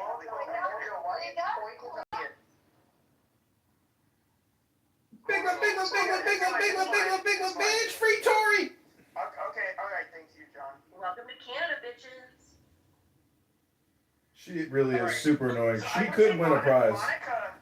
Monica was somebody I was gonna say, and this is kind of why I make fun of her, is that she's like, guys, let's talk about BLM, and let's talk about blacks, and how these niggers, I mean blacks, they commit crimes, and they feel like it's because they're owed reparations, but they're not really owed reparations. These baboons, I mean people, they just don't know how to behave. They weren't raised right. Like she's like the most like she like blurs the line so much between like a fucking white supremacist and somebody who just brings up these stupid like PragerU and Jordan B. Peterson videos. and it to me I always thought it was like super funny. It's like, dude, just come around the fence with it, bitch. Just like say it how you mean it. Let's admit that the reason why it's so annoying is because it's such a waste of your time to even listen to it. It makes it extra annoying. You're a waste of time. You come up on every stage where you start fucking yapping and You're projecting! Right. You're projecting! the most nail cringing sound you could ever possibly conceive of. This guy will start blurting if you're in a room and just like out loud. He doesn't drop him to the stage. Like, good luck. If he's not on, isn't paying attention, good luck. You're done. The room is done. Mikhail, he did admit to this, and he's somebody that I would have to drop. I don't think I've ever had a stage where I didn't get dropped at least Why is a once. 50-year-old man continuously doing this childish, like, behavior? You sound like you have a horn on your nose, sir. Go get a rhinoplasty so you can sound normal, Mikhail. I can't respond to the point. I have to say, I've seen pictures of Mikhail, and my nose is probably a little bit bigger than yours. John Kitover, and I'm not even a Jew, and so I'm probably better looking. Yeah, but I think Mikhail has a smaller nose than both of us. Just saying. It's not about the size of the nose, it's about the brain. How intelligent are you? Anytime, any day, bro. I've said this to you many times. Mikhail, you're in so many of my YouTube videos debating Norm non-stop. You're stupid. You're a waste of time. You're just as bad as Norm. Okay. Yeah, nope. You sand roosters are not going to destroy my fucking room over your tribal Middle Eastern bullshit. You're giving him a compliment. Nobody's got to destroy your room. You're going to get clipped in 5 minutes. You'll have to spend 20 minutes creating a new account. It does not matter what these people are. This is America. It's not our problem. In fact, I get it. It's not about that. I'm saying in general, in any discussion, if you think like, here's Pepe, there's some mods here, I'm sure they're not on my side. I'm pretty sure they can run an objective room. But this guy won't do it. He doesn't get. No, Mikhail, I'll be honest with you. So if I had to choose between Willow and Mikhail on who to commit jihad on, I would commit jihad on Willow. I wouldn't commit jihad on Mikhail if I had to choose between the two. Okay, that's how it would go. Bro, you would be, look, honestly, like, fuck you, motherfucker. Fuck your country. I hope George Bush drops more bombs over your head. George Bush is not even America's my country. And just because you have a personal grudge against me doesn't mean that I'm the most annoying. Like the idea of just like, oh, I'm gonna drop bombs in your head, that's kind of bullshit. Yeah, quite frankly, I don't want to turn this into you know what, there's every given day, there are white Jews and flying Muslims that are... You know what is the most annoying? Are you like, is this your, This is me trying to be annoying, yes. You're campaigning to be the most annoying, great. Sure, and so, that is what we hear all day. So sad that you aren't in the whole, like, poll that you put on? Is that what is happening here? Wait, is there a poll? I didn't do a poll. The reason you're always listening to shit is because your whole white America got hijacked by a bunch of Jews. That's what it is. And they still continue to, anytime you try to have a conversation, they're going to hop up on stage and they're going to like LARP and they're going to pretend like they got all these white badges. But in reality, like once that room's over, they'll go, we're Jews, we're Zionists, fuck these guys, death to ego, death to the West, death to whites. All right, Mikhail. I'd say like one of the, what the two groups that were the first two I encountered on Clubhouse were like right-wing like Clubhouse, which was kind of going through, they were fighting a lot at that point, and then it was the Jews, which were also like split in half because they hated each other. And then so like I that was kind of where a lot of them were from. I want to point out that I'm leading in the poll for being the most annoying person, and I'm not pointing, you big stupid dummies. Even though I'm on TV and I'm a model, I'm famous, you stupid dummies. And the fact that all these people in all these rooms think that a white guy who's actually a faggot pretending to be a black woman is me, it's ridiculous. Ridiculous. It's as ridiculous as Dr. Articulate. Dr. Articulate point. So you know what, Dr. Articulate and maybe Concrete are the two most annoying black men on this app. I can just say that. Dr. Articulate. No, he is a shit stirrer. That's all he is. You're talking about Point, right? No, I'm talking about Dr. Articulate. No, you big stupid dummy. We're talking about Dr. Articulate, not Point. You big stupid dummy. Okay, Jack, Mojo. Responsible, Dr. Responsible. So Dr. Articulate is somebody who will go up on your stage and he gets kicked. It doesn't matter if it's pro-black, left wing, right wing. Doesn't matter. He likes to go up, be a protagonist, or you know, often an antagonist, and he basically he'll center himself. He just nonstop. He's a super annoying fucking troll, and he's not even entertaining. And he just insults, you know, whoever's like in that room. I think the whole app thinks he's annoying. I can't stand it. And Concrete, like a fucking baboon. He's always like, you can hear his high cholesterol in his voice. He's like, he just sounds disgusting. Mojo, do your Concrete impression. well, I'm gonna think about one word, and then I'm gonna think about the next word, and string them together very slowly.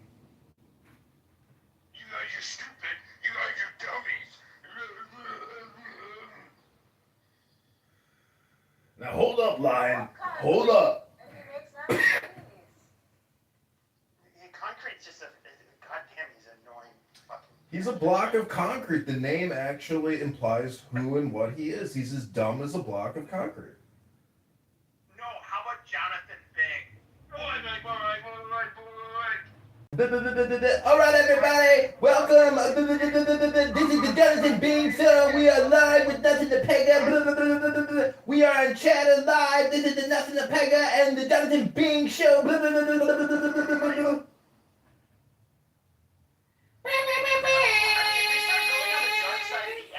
That's where we can really start getting into it. Because I don't go into those spaces anymore. Niggas need to be watching Yankees versus Astros, nigga. Who the fuck are you? Okay. Like, Jesus Christ, why is this fucking Curry shitting Jeep coming on this stage and just like, dude, seriously? Your people are still dying of cholera. Your people are still, like, do we have to look at Indian street food? And you guys are some of the most perverted, just like dysgenic looking fucking people with the most fucked up accents. And you're just, I just want to keep looking at you people. So like, dude. We also have my friend here. Oh, did he leave? Hold on. I don't know. Jesus Christ, it's not your room. Right. I know it's not my room. I'm trying not to kick you off the stage. I'm one of the most annoying people. I'm in the survey. This is very annoying. Okay, hold on a second. Hand raising. Okay, everybody can raise their hand. So now I can kick people off stages. This is getting really fucking annoying. Holy fucking shit. But I mean, if we look at like the dark side of the app, I would say there's like people. Mon's in here. She probably doesn't want me to say the names, but there's people that, you know, I would say are super annoying. Some of them may live in Cleveland and be living under Section 8. No. Automatically, any BHI is annoying and cringe as fuck. That's an automatic. Who lives in Cleveland? Who lives in Cleveland? Nobody. Jazzy is annoying as fuck. She's very annoying. Jazzy's. I mean, I have pictures of her that have been forwarded to me. I hope lots of laughs to be had.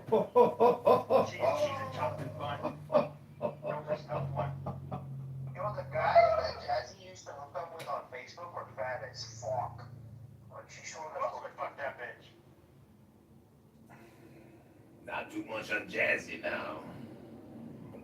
Guys, take it slow. Yeah, I just got done watching my PragerU video. I'm so turned on. Yeah. Somebody kick Pepe. Dig into. Okay. All right. I was trying. And also, all right. Amazing. I mean, how long can you hear to that pitch before you just lose your mind? Right? I was watching PragerU videos. Yeah, that's right, Brad. Keep on drilling me. Yeah, drill me like that nigga go. Yeah. Oh, I like that. Yeah. Maybe that's mine.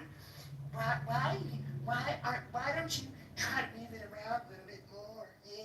Huh? I mean, that's probably Monica having sex. Like, I figured that's what she said. Monica. So Jazzy is definitely more annoying than Willow, but Willow is way more disgusting than Jazzy. That's, I think we need a whole new category for disgust.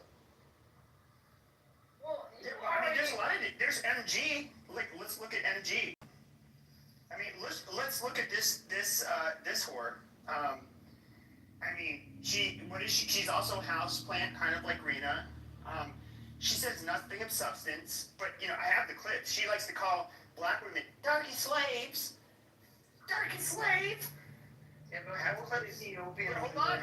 on. And she's not European. She's like Ethiopian. She's, oh my God, we're the prettiest. No, you're not. You guys are still five-headed, disgusting-looking creatures. I'm just being honest with you guys. Like, diseased people. Like, I mean, fuck. I've never seen a buff like Somal or Ethiopian, and I've never seen like an Ethiopian with a shapely body. They just look gross. What? You haven't seen a lot of Ethiopians, huh? I have, unfortunately. I mean, sure, in America they might get fat. Like, they don't fill out like you West barely met in America. But no, Ethiopians are pretty diverse. They're pretty big, man. They can be pretty tough. They're not diverse in the forehead. They're not diverse in the five head. So, yeah, I don't know, but like all she does is just like cheerlead from the sidelines, and she has like 6, 7, 8, fucking filters on her pictures, and to make herself look, it was really weird. She tries to make herself look way whiter than she actually is. I know what she looks like. Yeah, there's no diversity. And there's people that like, there's people. Episode where he got shot and was brought to the hospital. I can't remember the actor's name, but no, Kevin Spacey was not. People, and I was like, I haven't seen Wata in a while. Well, here I am, brother. Well, there he is in the flesh. Live on direct. Live on a phone. There it goes. All right, Jay and Mojo, you got 5 seconds to get up here. You got 5 seconds to get up here. I'm gonna kick you.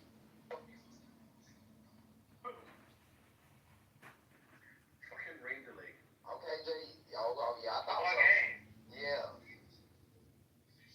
You got 5 seconds to unmute your mic and say why the fuck you wanted me to kick you. You gonna kick me out of your motherfucking room, Tony. Sure is, bitch ass nigga. Now you wanna talk, pussy? You was down there for 5 minutes doing what? I'm down there for 5 seconds, Tony. 5 motherfucking seconds. You was down there playing with that click.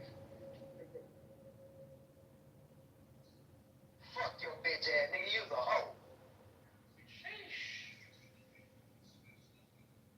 Shit, I didn't know. The usual. Tony packing people. Yeah, the usual. The usual. Planning them to go pack and sending them off. Well, I booked the commercial, so he wanted me to stay. I booked the commercial and An hour and 30 minutes. Yeah, one of my good friends that I grew up with lived in Athens. He's a musician, and It's a college town. he lived in the house that the B-52s lived in. Oh, that's cool. They have they put a sidewalk in, and they all put their handprints in the sidewalk, and he lived in their house, and he's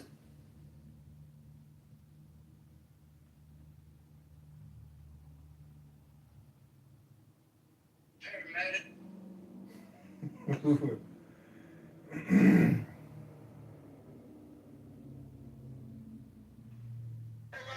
made me Indian, I'll fucking kill myself. I get reparations. You don't get reparations.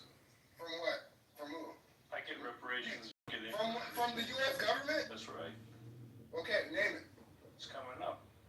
I thought you said you're getting. I thought you wait. You just said you got reparations. I'm getting reparations. Okay, so that's that Indian IQ on standby. There we go. I can tell, bro. Shut the fuck up, bro. What are you getting reparations? There's no way. Yo, Alibaba, shut the fuck up. I'm talking to you, bro. Foundational black. Foundational Black American bitch. Time it is. Yeah. You know what time it is. Yeah. Okay. Cool. It's never happened. I don't give a fuck. I make something for myself, bitch. Like what? Yeah. The fuck. So now that you.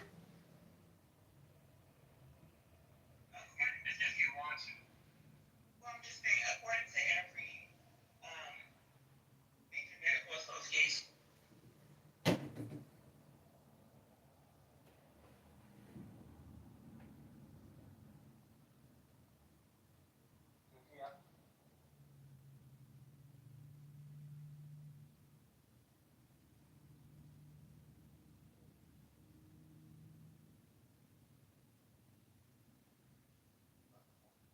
I'm using this as justification of voting for Donald Trump because you hate immigrants, because you hated immigrants. And he got rid of the immigrants, but he didn't get rid of his family.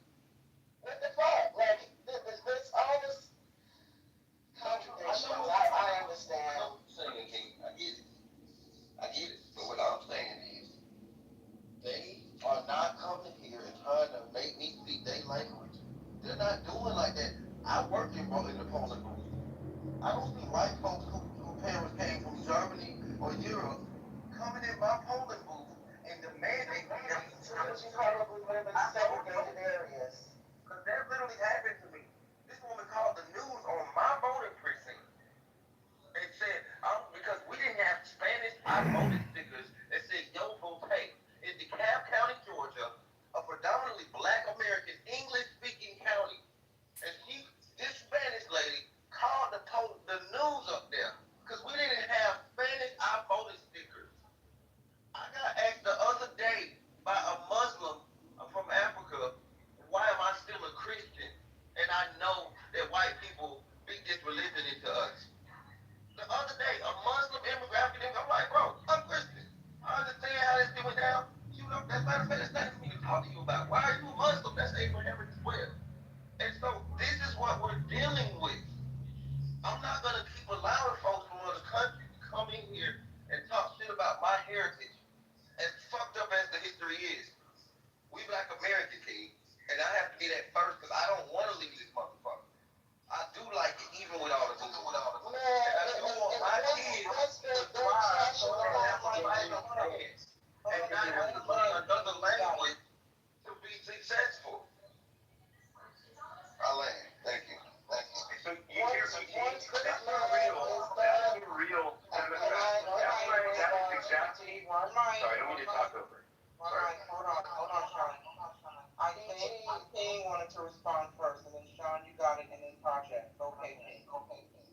Once they're done trampling with the Constitution, this won't even be the America that you've experienced in your lifetime. Okay? So we have to understand what America is and what it would be without the goddamn Constitution and the Bill of Rights and checks and balances and all of those safety measures that protected us from dictators and fucking tyrants. Presidents don't rule by edict. Hey, if you want to fundamentally change this country into a monarchy because you don't like people who want shit in their language, who are multilingual, God bless them. I'm very envious. I wish I spoke more than one language. It would just increase my value, period. As a worker, as an entrepreneur, all of those things, because guess what? This is a global economy, and it will always be. But if you guys want to drown yourselves because somebody else is speaking Spanish or needs interpreters, and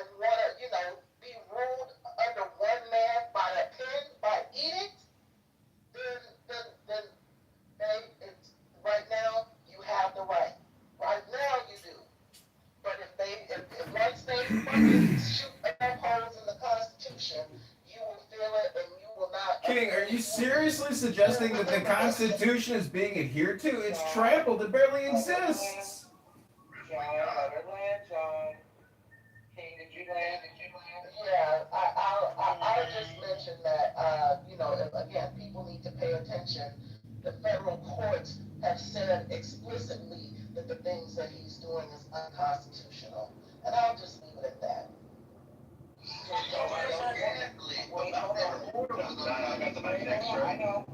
know. PC, hold on, we got a few. So it goes John, Project, and PC. But I think John wants to get in there, so hold on, we're gonna do John first and then Project. Go ahead, John.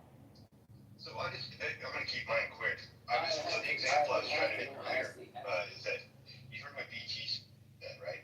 He's a Democratic voter, and he's voting for what the better choice is. And I'm not saying the better choice is best, maybe not good at all, but it's choosing one over the other. Surprisingly enough, you might not know, but I was a straight ticket Democratic voter since '96 when I was able to vote for Bill Clinton when I was 18 years old. And I voted straight ticket Democrat, vote all the way up to Trump's first election, second and third. The reason for that? Because I was tired of the Democratic Party promising things, and then instead they put the money in their own pocketbooks, and that's what they were doing. They were not being transparent. They would say things that sounded great. I loved everything the Democratic Party has to say and stand for, and if they stand for what they say, I'll go back to Democrat all day long. But so I just tried to explain, like, we need to find middle ground as Americans, because what I was frustrated with was just hearing such an extreme side. And you know what? You have the extreme MAGA, you have the extreme left MAGAs. I mean, whatever you want to call that, leftists, liberals, whatever you want to call that. There's extremes on both sides, and we need to find our middle ground again. And I really appreciated what BT said, because I literally agree with everything BT was saying. And he's a Democrat.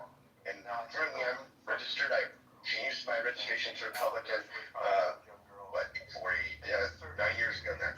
So, I just wanted to share that. That was kind of the point I was trying to make earlier. I apologize for raising my voice and didn't mean any offense. I just trying to make a point that I just wish people could. This is why we have conversations here, and I appreciate the stage. Thank you, everyone.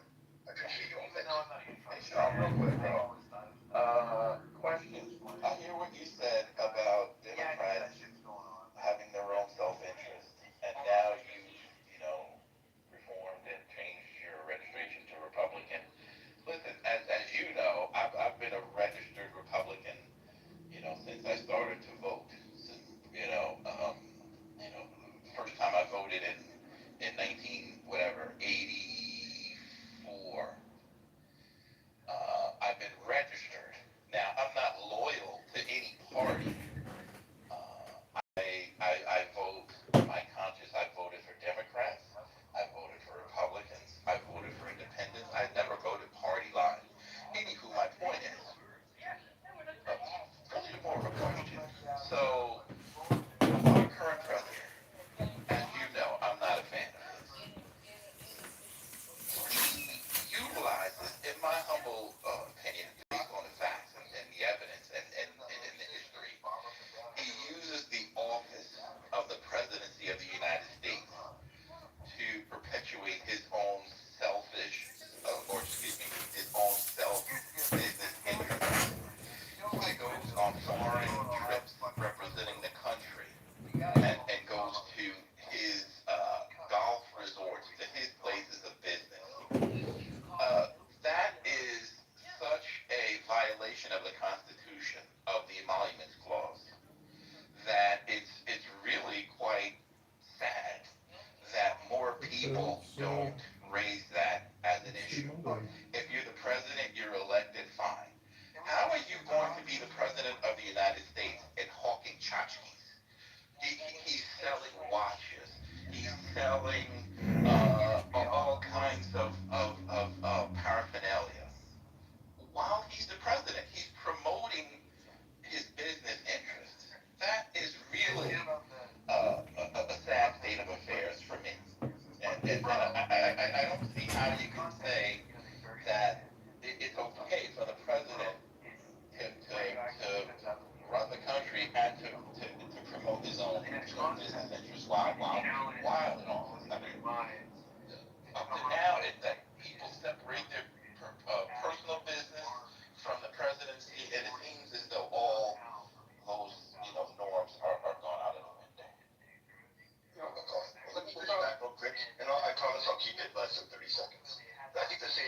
said about lots of other presidents, including the most recent past president, Joe Biden.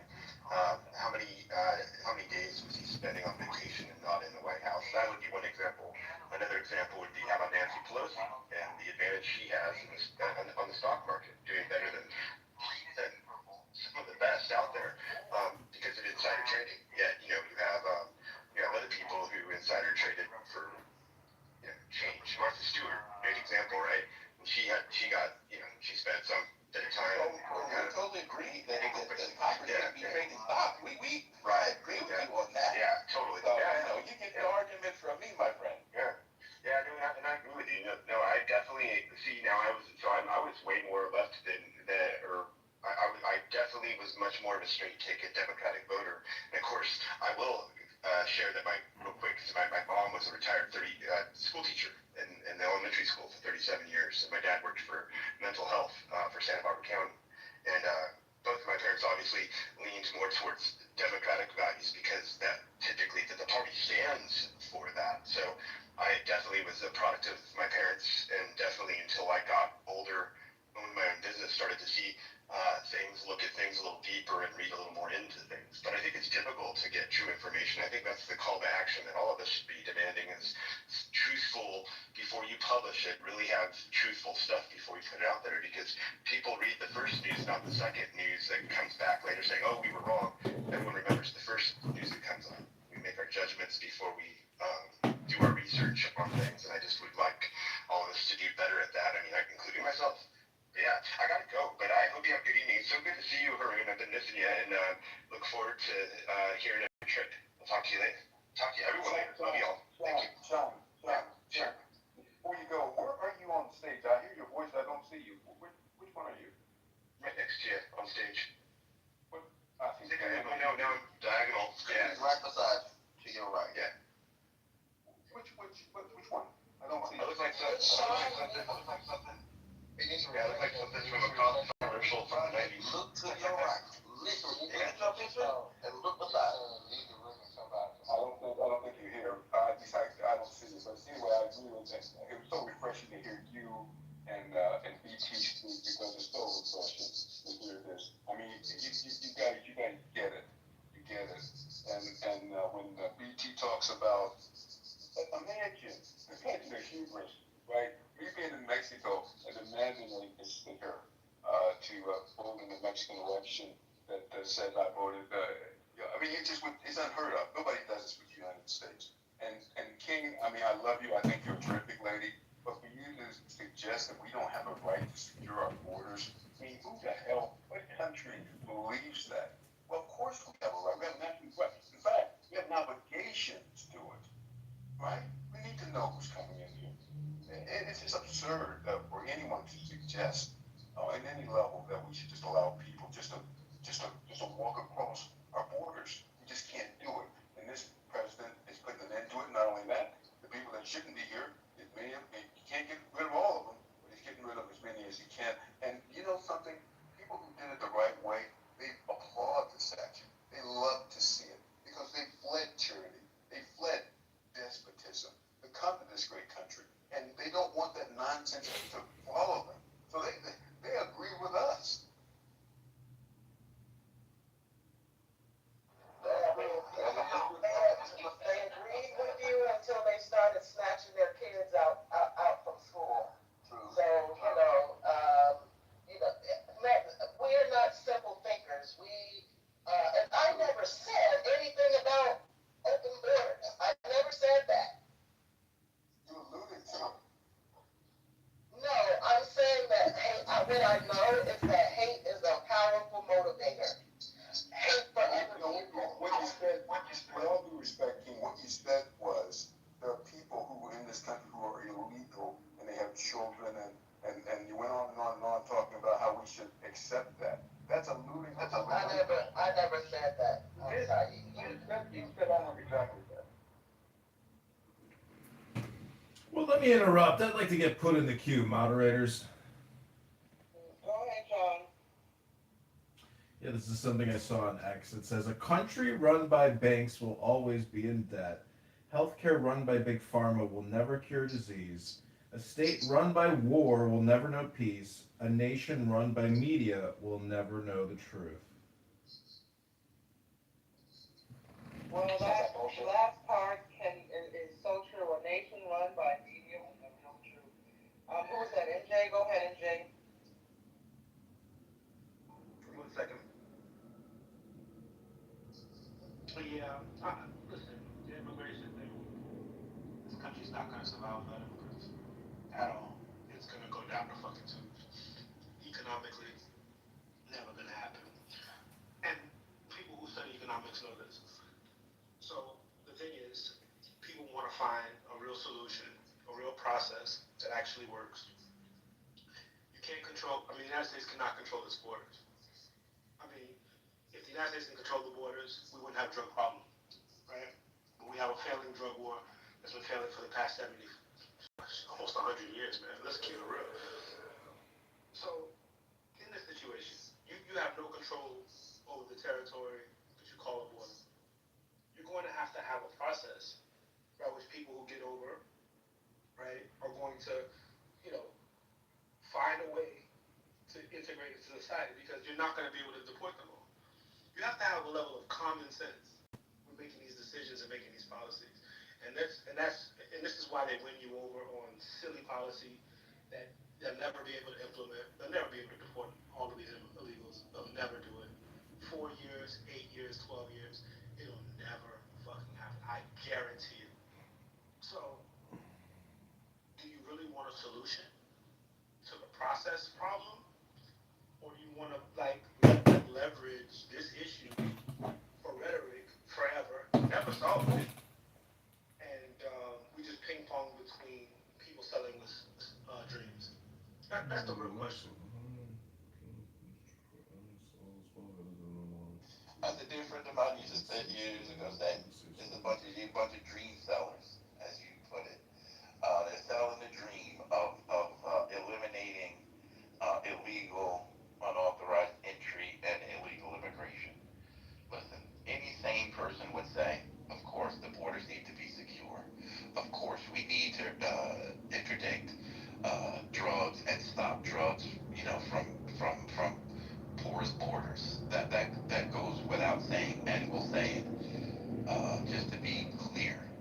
And at the same time, there is a process for legal immigration, and it needs to be revised. And we do have laws that say people have a right to present themselves at the border and to seek asylum. And then there's a process to make a determination whether or not their claim is valid or invalid. But to shut down the whole process, I think, it doesn't serve, in my humble view, the best interest of this country. It's not because we are a nation of immigrants. It's a non-solution. So if somebody's presenting you a non-solution and you're going for it because it makes you feel good, it's very different than somebody actually solving for the problem of undocumented people in the country. But politicians don't want to solve it. That's kind of the point. Either I'm mishearing, that's what I'm hearing you say. You may not be saying that. I may be misinterpreting. Correct me if I'm wrong. Exactly what I'm saying. That's exactly what I'm saying. They don't want to solve the problem because just like drugs, pharmaceutical companies, they don't want to solve, disease. They don't want to solve addiction. They don't want to solve that problem because the profit is in the comeback, as they say. You come back for more. If you solve it, then that's the end of it. Now you go on to lose a budget allocation if addiction goes away tomorrow. Let's talk Turkey. How many people lose millions if addiction gets solved for? That's a problem. That's a fucking problem. Because it's addiction addiction, mental health, all these problems. These are the problems that are making Americans unproductive. It's the reason why an immigrant can come here and run laps because they don't have that particular problem in their country. But people don't want to address the cancers of America. They just want to slap pretty band-aids on it and that's it. Shit is crazy, bro. It's professional can kicking. The country is literally completely broke at $37 trillion, but we're not insolvent because of the Federal Reserve. We're the world currency, but it's immoral what we're doing. It's unethical. It's not a fair bargain for the citizens. And it's your Congress people, it's your congressperson and your senator, which continually passes acts in the $1 to $2 trillion range, creates plandemics, scandemics, and lies to you through their fucking teeth and screams about it. Senator Warren, Senator Sanders, Warnock, they're all fucking degenerate, scum-sucking pieces of shit, and they keep getting elected, and it's unfucking believable. It's we the people that are the stupid people in this game. It's all these winners in Congress and the Senate that have $30 million in their campaign checking accounts that are literally beating you over the head with spam, propaganda, and lies. Thank you, John. I saw you coming off the mic. Were you trying to say something?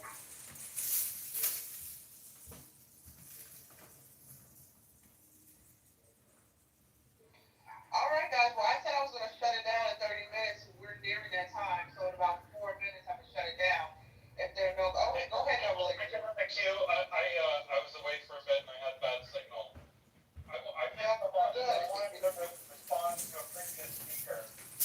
When I hear people talk about, immigration system just can't be fixed, so we have to just capitulate to people who criminally entered the country or overstayed their visas or what have you. Or I hear a very similar argument made recently with the deployment of armed federal troops to extremely high crime areas of the United States. That, actually, there's nothing you can do to stop crime. And then there's this weird gymnastics of like, maybe the crime is going down, but it's not going to stay down. It'll go back up as soon as the troops leave, which is, to me, just an argument of, okay, so how do we, now that we've gotten crime down, how do we restructure so that it stays down without the troops? But, like, that isn't how the argument goes. It's just like, Orange Man bad. We need him to stop this right away. We need to, we always said these problems were unfixable. And then as we see them fixing, we're actually crying that they're being fixed because we convinced ourselves these problems couldn't be fixed, or we don't like the way he's fixing it. But in a century, we haven't offered any viable solution to actually fixing them ourselves or through the politicians we've been voting for. So I don't know. People need to figure this shit out, but I've traveled all around the world. I've been to places that are much worse than the United States, and I've been to places that are much better than the United States. And I can tell you, it is possible for the United States to be a much better place as far as crime, as far as health, and as far as someone mentioned, productivity. All of these things are possible, but the same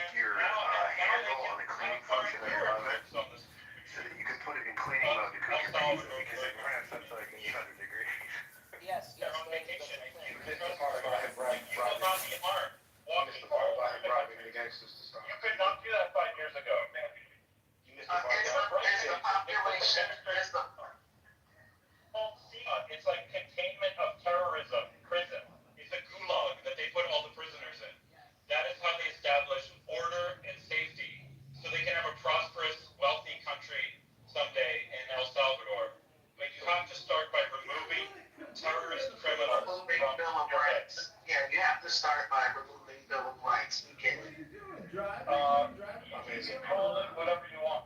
Still have due process in the United States, but we'll see. We have more than that. We have the 10th Amendment. We have posse comitatus. We have a lot. But, people want to do, I think, I don't know if it was you. Yes, I think it was you, in the previous room. I was amazed to hear the 10th Amendment brought up because, again, this is something brought up usually by very far-right people to want things like ending gay marriage locally. They want to have as much abortion as they want. They want as many guns as they want. They want basically zero federal government oversight. But when we pick and choose, when it's like, no, we're pro-crime and we want The 10th Amendment is not about government oversight. we want criminals all throughout our cities murdering our sons and daughters, our cousins. The president cannot force children. unless there's an emergency. We have to have one night, but It's a very strange argument, but I mean, you can say that it's an overreach to send in the troops, and I would have tended to agree, but at the same breath, I would have said at a local level we have to end the crime. But if the crime just persists and persists across different administrations for decades, I think it is time that something be done. Thank you. What's going to be done the next time there's a mass shooting in Texas? Hold on a second. Nah, I'm getting ready to leave. I know you said you were going to close the room in 4 minutes ago, so if you're going to do it, I don't know how long you're going to hang out, but I just wanted to give you a heads up that, hang out as long as you can, because I think the conversation is fascinating to me, but I got to go. So have fun, and keep it as long as you keep it, and everybody, be respectful, and we'll see you the next time. I'm out. Blessings. Thank you. I'm just giving everybody who's on the stage a chance to deliver their final remarks, then I'm going to start shutting it down. But thank you. I think I mispronounced it earlier. It's okay. My friends call me H. It's Haroon. Haroon, okay. Right on, H. Right on. We'll have a great rest of your night. All right, thanks. Peace and fellas, ladies and gentlemen. Okay, so I'm sorry. I think, was that King who was speaking? Yeah, I was just asking Double, why don't we start with Texas and, trying to disarm folks so that they don't walk into schools and blow y'all kids away. So I think that, we're blind to some types of crime and we tolerate it. But for others who we see as less than us, take away our Bill of Rights. Don't fucking tread on us either, King, if you, I would be happy to support putting armed federal troops in all of the schools in Texas, in exchange for, dramatically reducing the crime all throughout the city. I want what I saw in Japan, and I'd be happy to, honestly, I would probably feel better sending my kid, especially to a public school in America, although these shootings are happening, and there's crazy white people usually, insane white men. And the Japanese are armed, Double. They're not an armed society like we are. Look, I'm not a 2A person, to be honest, but the 2A, just like the 10th Amendment is there, the Second Amendment is already there. That's a tough battle to fight, but, I think even without changing the Constitution, it's possible to make it a safe country, or at least a significantly safer country. And we have to monitor these lunatic shooters of all varieties, no matter what part of the country they come from or what motivates them. We need to monitor them. We need to make any targets they would have hardened targets. When Sandy Hook happened, do you think that Obama should have sent the guard, regardless to whether or not the governor wanted him to or not, to protect the kids? In retrospect, I would not have questioned the president on that.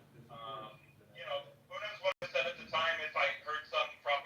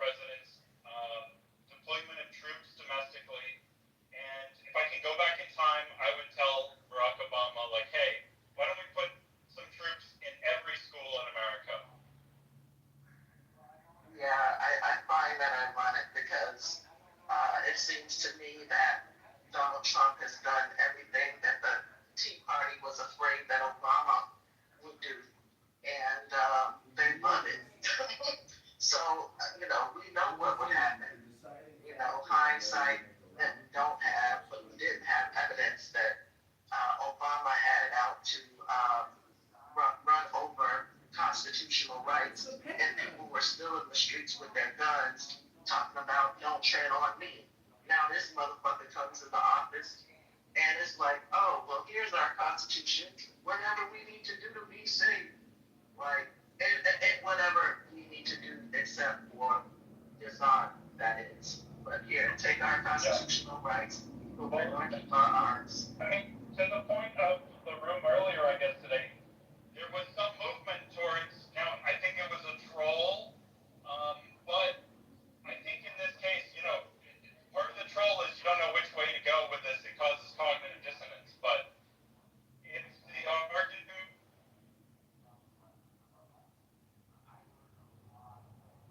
Did you record all those pizza orders and put them on YouTube or other platforms? Oh my God, you could have had a huge YouTube business after all those pizza orders. Is he in the Matrix or is it just me? He's in the Matrix. Okay, yeah, double agent, you're in the Matrix. Well, anyway, I guess on that note, we'll just start shutting it down. I was supposed to shut it down like 10 minutes ago. Sorry, Agent, you were in the Matrix. Are you back? Because I'll, you can land if you want. But if not, yeah. All right, ladies and gentlemen, well, it's been a blast. Some of the shooters in red states by going along with this thing, but by resisting it, that's falling in the trap of like, okay, well now you're defending gun rights. I guess we'll never change the gun rights then. Right on, Double. You were a little bit in the Matrix, but I think we got the gist of it. Hopefully. Community conversations and collaboration. This is JB's new house. So if you have a pink ticket, cash in the pink ticket. And he usually opens up rooms every day, morning and then evening, sort of evening, late night, depending on where you are. So I'm about to shut it down. Thank you for joining us today. And we will see y'all tomorrow. No, you can relaunch it, and try to reconnect with the primaries and regrow it, in a couple weeks probably. But that's the problem with people coming here to just have these dopamine conversations. Today, I had like a revelation. I'm totally wasting my time even listening to these people. I have to read a book. So I read a book and then I felt much better. And I was like, it's really what you're choosing to do, whether it's productive or unproductive.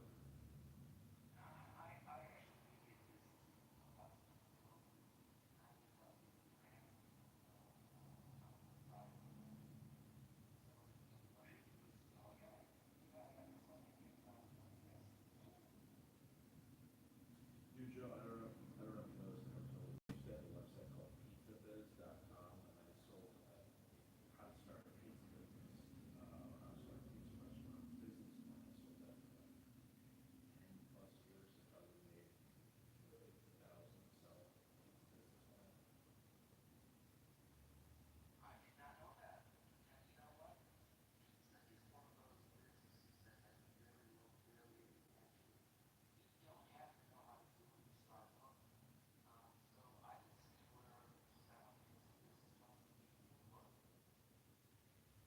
Yeah, I had car wash business, pizza business, nanny salon business, hookah business. That was probably my biggest sellers. I had hookahbusiness.com and I sold thousands of hookah business plans all around the world. People that wanted to start hookah money.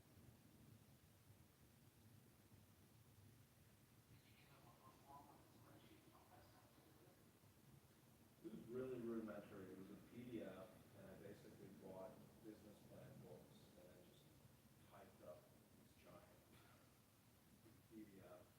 I don't know, 30, 40. I just kept adding things to it over the years, and basically it was the same business plan, but modified for the specific business. So for hookah, pizza, car wash. So it was technically the same product over and over.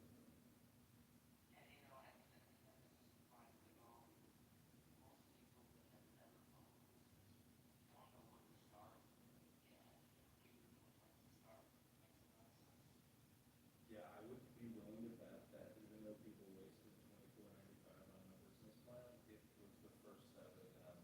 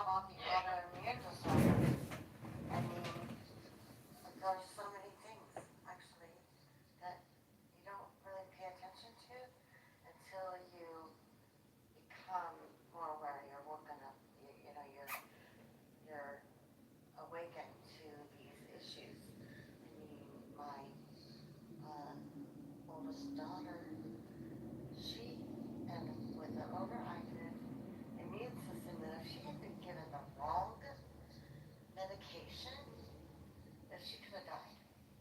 So, I mean, this is kind of crazy stuff. This goes back 30 years for for her. So we're talking at least 40 years ago that these things started happening, and if we would have been observing, we would have paid attention. But everyone trusted these vaccines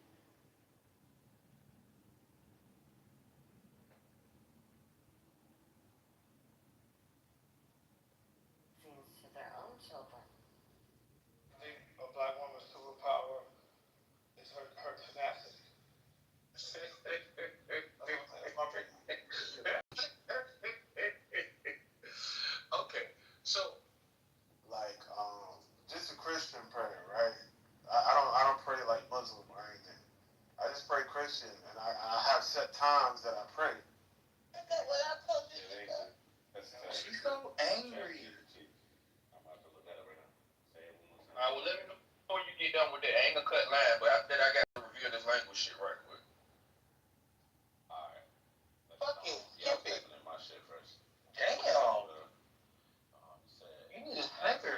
no, you you have gotta no remember what patience she for said. ignorance. She said, ask it with, why did something reemerge after 2000? What did she say? Why? I'm tired of these niggas sucking your dick, Brooklyn. This shit disgusting. Mm-hmm. It says a kingdom plan. Did you just imply Why did Running for Congress. research? You what? You talking about me telling Brooklyn you sucking a dick? I'm asking you again. Did you just imply I had a dick mama? I mean, that's probably why you stuttered. I'm asking you again, nigga. Yeah, you got Brooklyn dick in your mouth. Get him out of here. Nigga, now my dick in your mouth, nigga. Now my dick in your grandmother. We ain't playing with niggas, bro. We ain't playing with niggas. I'm running for Congress and all the 16K interview. See, that's what you wanted me to ask, so I'm asking. Why did he, or when did he, why did he do? How are you doing today, Jeff? George, I'm doing great. How are you doing today? I'm doing real good too. I see you got the whole campaign at headquarters going there. Oh, now we have, actually, John, what's existence? Well, God is the Word, and many people confuse the Word with something physical or objective when it's really subjective. And if you can't accept it, he kicked. Why did she kick? Give me the lyrics.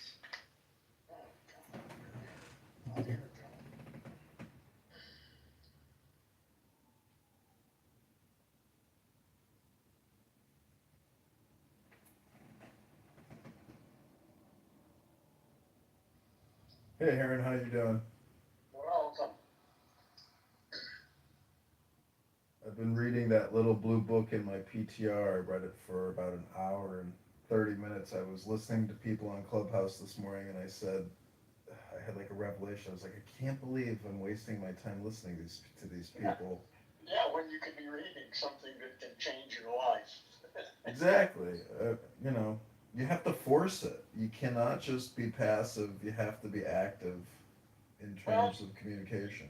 Well, life is complicated. You know, how much of my own behavior am I actually in control of? You know, I say things and then I don't always do. You know, the whole situation is real tricky to me anyway.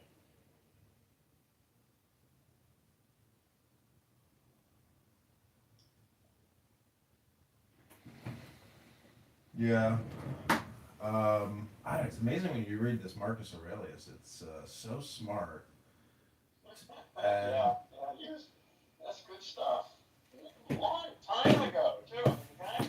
Yeah. You know? It reads like it's today. Yeah, yeah. And every time I read it, I'm always, this is the thing about the brain, is if you've read a book multiple times, you realize that you can't really get a comprehension of the material really almost ever because your memory is very limited in its capability for not just recall, You but can't read, no, but you can change the behavior patterns in your own brain, the way it deals with information. Yeah, there are limits, but the ways you categorize what information you have, all of that is available to be changed. And again, that's the whole thing I'm doing with language. So literally, the way we talk about all this shit shapes the way it happens.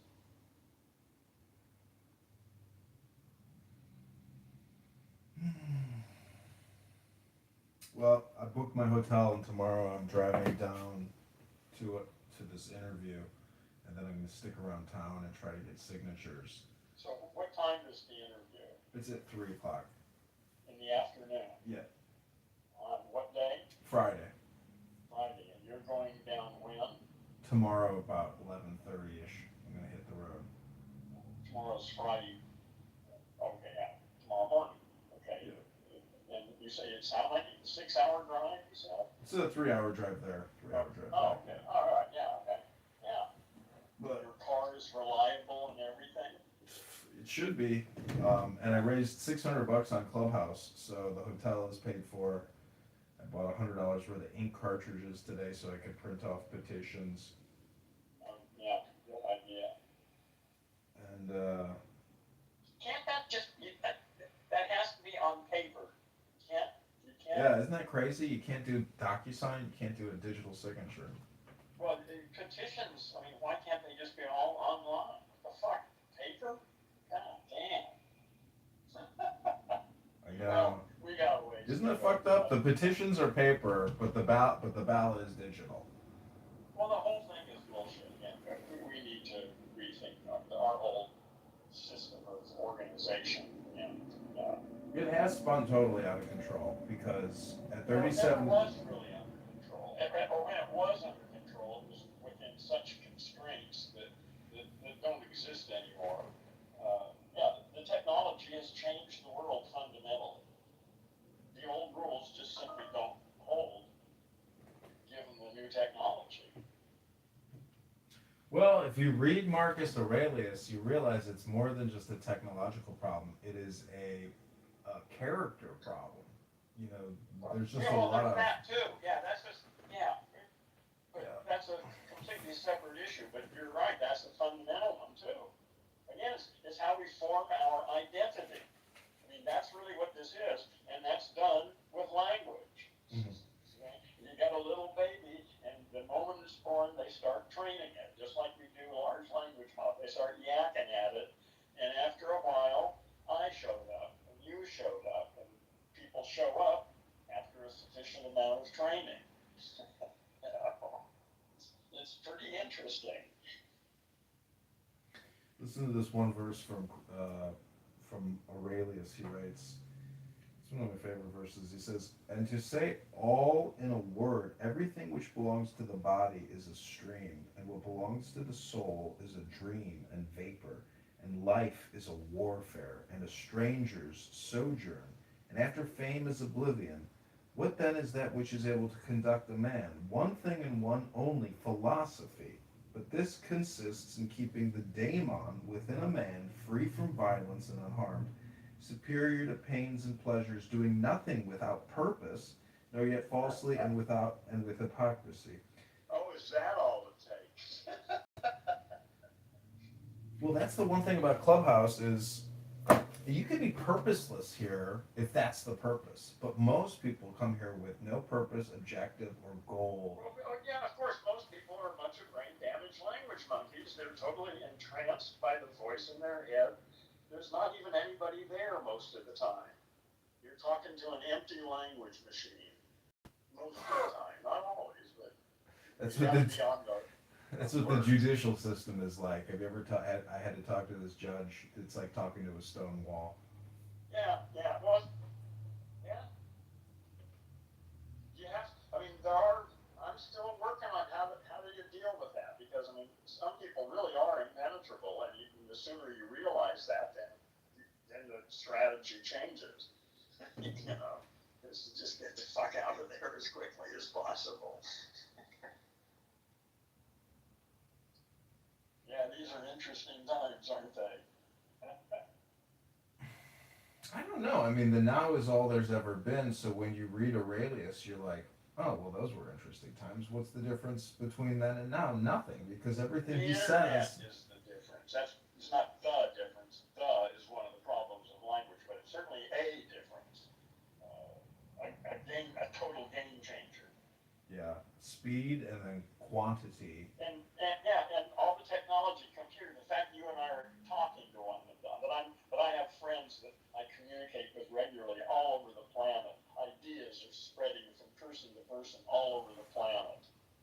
You know what's ridiculous is that we are rejecting the internet and rejecting cell phones in terms of our education and communication. You know, teachers should say, okay, everybody, pull out your cell phone. We're going to be creative.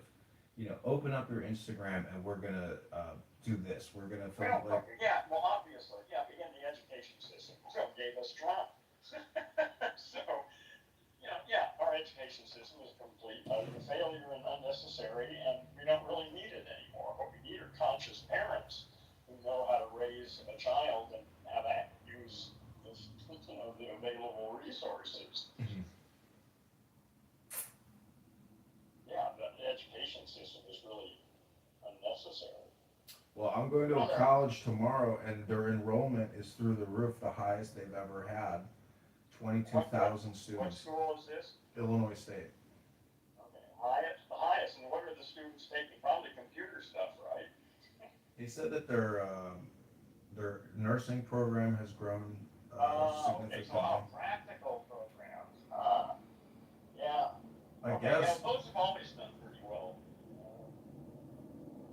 But people still think, well, nursing, everything boy is going to be really weird to see just how much of an impact AI and robotics has on all the entire workforce, you know, from one end to the other. They say nurses are responsible for more deaths in human history than any other group of individuals. Just think about how nasty people are in the world here on Clown House. Imagine going in somewhere and you get some nurse who hates her life. Next thing you know, you're her next victim. Yeah. Well, listen, here we are. 2025. Earth is in the midst of a transformation like it hasn't seen in millions of years. This is a moment in Earth's life. It is crucial. We'll get through this, or we won't. It's really simple. I mean, what do you think about the saying that there's nothing new under the sun and everything that has been has already been? So technically, there's nothing new really happening here, other than maybe like the cell phone. That's bullshit. If you really are, I'm not going to seriously do it, but if you take the proposition that's made there and start analyzing it, the whole fucking thing falls apart. Just from a linguist's point of view, it's bullshit. Why do you say that it's bullshit from the linguistic aspect? I really don't want to go into it. It's too, there's other work that would be more impactful than taking the time to explain that kind of shit to you, because that ain't going to make one bit of fucking difference in the way you think.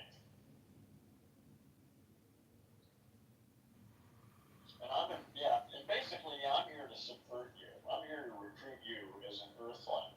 Since you're involved in this other process of the old system, that could be useful. So I want to recruit you. Yeah, you could be very useful. That's what Epstein told his victims. I'm sorry, what? That's what Jeffrey Epstein told all his victims. Told them what? You're going to be very useful in my organization. You're gonna have a very powerful, important position. That I'm going to make you wealthy. I'm going to make all your dreams come true. I don't think that's the standard pitch, isn't it? For almost everything. Well, Alan Watts would tell his audience, "I'm not here to sell you anything, and I'm not here to convert you." It's certainly not Jeffrey Epstein. Well, Where do you come up with this shit? well, they had a press conference of all of Epstein's victims at the Capitol steps, and it's very interesting hearing women who have been abused complain about their abusers and say, he promised me this, he promised, and I didn't get that, and all I got was this, you know. Anyways, my point is, it's people people want therapy, but they think that it's something People are else. just a bunch of brain damaged language monkeys. Get over it. There's nobody home. They're large language models. They're just running their scripts and responding to the prompts they get. That's it. That's what's going on. It's true, isn't it? Seriously. Yeah, Some of us are beginning to become aware of that and wake up to it. But the vast majority of humans are entirely entranced by the voice in their head. You know, there's really, I've worked in digital advertising for a lot of years, and there's only three relative positions. One is the advertiser, two is the publisher, and then three is the consumer. And so, if you want to get ahead in life, you have to escape the consumer aspect and become a publisher or an advertiser. The advertiser can't exist without the publisher or the consumer, and the publisher can't exist without the advertiser and the consumer. So the smartest people are the advertisers because they don't even publish. What they do is arbitrage their ad spend to net a profit. You explain this to me. I just don't give a shit. Fuck that. Well, it deals with the situation globally in terms of communication, and it's the newspaper The system industry. is about to collapse. I don't care how it's organized or how people think. There's a new world coming. If you don't get that, then again, well, that's what I'm here arguing. People think this is some abstract bullshit that's going to happen in 100 years. I'm saying everything is going to change in the next 5 years. Well, and people aren't even talking about it. People don't have a clue what the fuck is coming down the road. Well, you know what will remain the same in the new world is a username and a password. That could be very useful. That's probably a good bet. I'll go on with that. I'm only saying that because temporarily. I'm only saying that because Google, you know, is the world's communication advertising network. It's the largest in the planet, but it requires a username and a password to access that platform. So, if you think there's a new world, I'm saying that the new world will still be layered with the big tech companies. Oh, I don't know if that's true. We don't know anything about what the new format's going to be. I mean, obviously, if you've never seen Metamorphosis, there's nothing in the caterpillar that would allow you to predict what the butterfly is going to look like or what kind of organism. All you know is it's in the midst of this transformation, and you can imagine all you want about what's going to happen, but you don't know, and I don't know what's possible and what's not. We know what's happening now, but we it's don't. well. We have a story. We have a story, a partial understanding of some of the stuff we're aware of now. That's what we are aware of. Well, the now is a lot more accurate than the future because there's never a future. Oh, I know, but listen, we can't talk if we're gonna play that game. Well, we could just do a silent meditation. Well, we could do that, but I don't need you. Well, I'm prompting you though, so anyway, it's a joke. But anyways. Well, again, the only reason I'm spending any time talking to you now is that I didn't really realize this before, but actually I'm here. I'm announcing that I'm trying to recruit you. I want you to be an underground agent. Well, that's like the time I went to the bar and I said, "Hey, will you sign my petition?" And the guy pulls out a petition. He says, "Sure, if you sign my petition." I couldn't stop laughing. I was like, What are you getting signatures for?" He says, "I've been doing this 20 years. I get judges put on the bench." I was like, "So you're responsible for getting lawyers on the bench. You do all the dirty work, all the heavy lifting. They don't do anything and they just pay you, huh?" And he goes, "Yep." I was like, "Wow." These lazy fuckers, you know, who get into power. It's Again, a business. the old system is just irrelevant. That's not going to work. Again, the way we've been doing things has worked for the last 200,000 years pretty well. It's only started to break down in the last century or so. I mean, the science and all the, anyway, technology basically has put an end to all of that shit. And it's time to rethink the whole game.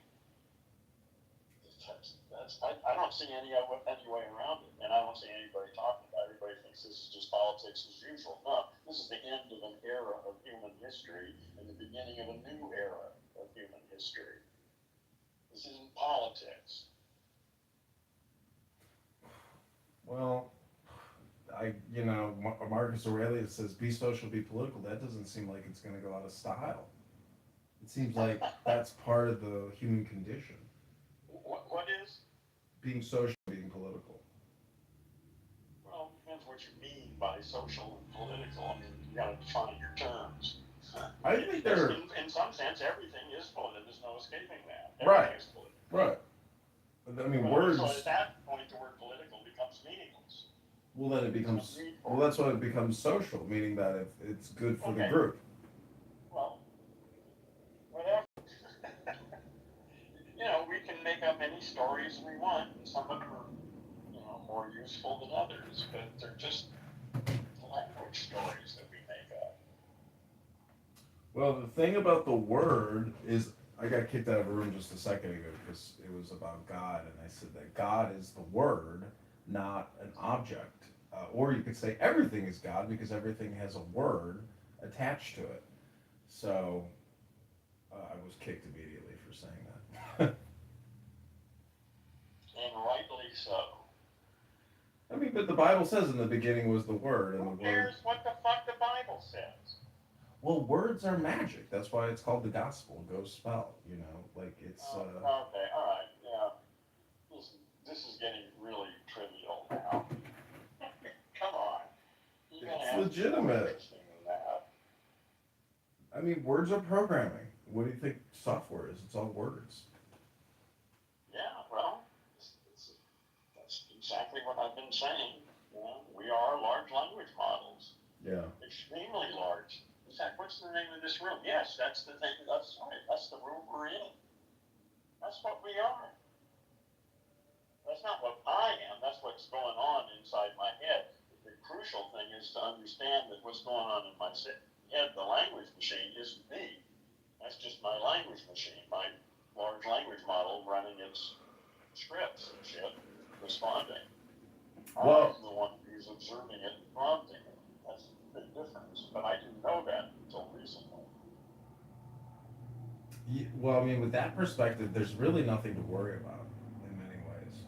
Well, of course, you're right. If Earth is a healthy organism, then there's nothing to worry about. It's going to go through this transition just fine. The issue really is, because metamorphosis is a pretty messy process. It's pretty hard on the caterpillar. But you can't actually say what that transition is. Well, no, we have no idea, really. I mean, we can all guess. I mean, certainly it has something to do with computers and AI and stuff. It's all just, a story that I'm making up. I don't know what's going to happen. Metamorphosis is the best model I can find, in science,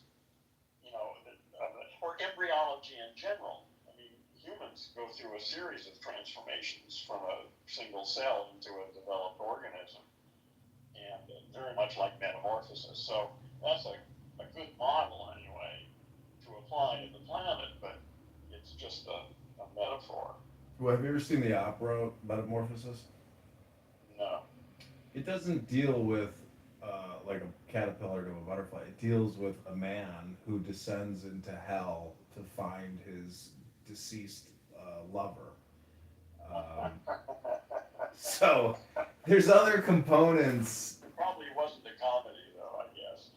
No, it was an opera. It was, Oh, okay, the opera. Okay. Yeah. I'm just saying that, love is outside of, maybe metamorphosis, but it's not. I'm doing kind of a. Well, love is a reification. It's a noise. It's three phonemes, and what people mean by that noise is vastly different from one person to another and from the same person from day to day or moment to moment. Love, there's no such thing. That's just a noise, but it's related to a whole bunch of really subtle emotional kind of things going on in language. So it's important, but see, this is this whole thing about reifications and substantive nouns that English speakers are totally unaware of. We haven't been taught that. It's pathetic. Yeah, a lot of it is cultural, right? Because like in India, they do arranged marriages, so it's not based on love; it's based on familial ties and. Well, yeah, obviously, yeah, it's a social invention for raising children and stuff. But yeah, it's based on a whole different understanding of everything. Yeah, I don't think that. Well, yeah, that's still active in places in India, I'm sure. Yeah. Oh yeah, you see it in ads in the newspaper all the time. You know, for Indians looking for other Indians. But it's just dating, basically. Ads in the newspaper. Yeah, parents. Physical newspaper that they're using newspapers. They are. Yeah, Indians will advertise their children in Indian periodicals to find them a match. Not online. Yeah, online too. Online too. Or, you know, I have seen it in local newspapers, actually. Yeah, I just can't imagine why anybody would do that in a newspaper. Who the fuck is going to read that in a newspaper? Shit, that's insane. It's crazy, I know. But, you know, love is crazy. Well, human beings are a bunch of brain damaged language monkeys. We've been entranced for the last 300,000 years, and it worked pretty good. It got us this far. And now it's time for a system upgrade because it ain't going to get us any further. The way we've been thinking is simply toxic and insufficient in the present world.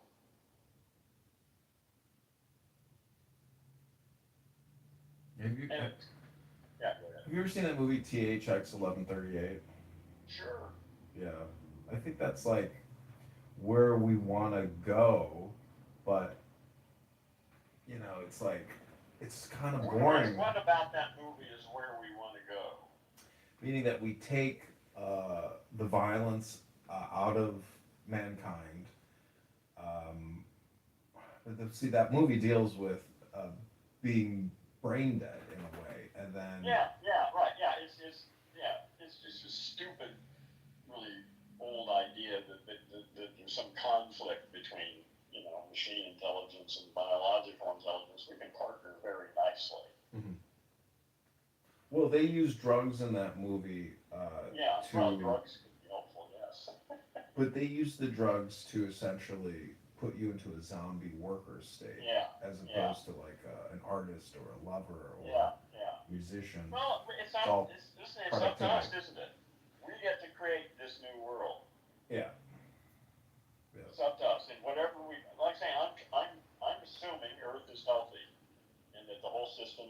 I mean, how would I be expected to understand how this shit actually works? I don't. All I can assume is that this is the way it's supposed to be working, and that it's all going to come out okay in the next 20 years or so. I think that's the time frame I'm operating on anyway. I mean, my only critique of this transition is that the now is technically the transition, and in the now it's just status quo. So your hypothesis about some kind of Earth transition is most likely just a reference to the now, meaning that nothing is going to change. You've got your own way of talking about time, that you've developed from all of this stuff. I don't really understand exactly the way you're using these terms. So, I just don't see a problem there. This is all pretty easy for me. So, what is it that you're confused I'm just saying that there's not a speck of dust out of place, and that everything is already perfect. That's fine. I don't have any problem with that. Yes. Did I say anything in conflict with that? Well, you think there's going to be some kind of major transition that the Earth That's is. right, and it'll be perfect at every step of the way. It's always perfect, yes, Oh, I but see it's what not you're the saying. same. This isn't the same world Marcus Aurelius lived in. Everything has changed, but it's always been perfect, and it's perfect right now, and it will be perfect 20 years now when the Earth has been transformed. Well, his information in his book seems to be timeless. So, Well, whatever, yeah. well, if it's timeless information, that means. Well, no, it's not timeless information. Again, yeah. You really need to listen to my podcast about the 5 stupidities of English, because everything you're saying is right in the middle of one of the 5 stupidities. And one of the most difficult ones is eliminating the verb to be, what something is. Mm-hmm. That's a tough one. I mean, I still struggle with that. I mean, I can do it, but it's hard. It's been hard to reprogram my language machine to avoid the, or not the, but is, am, and are, and all those to be verbs.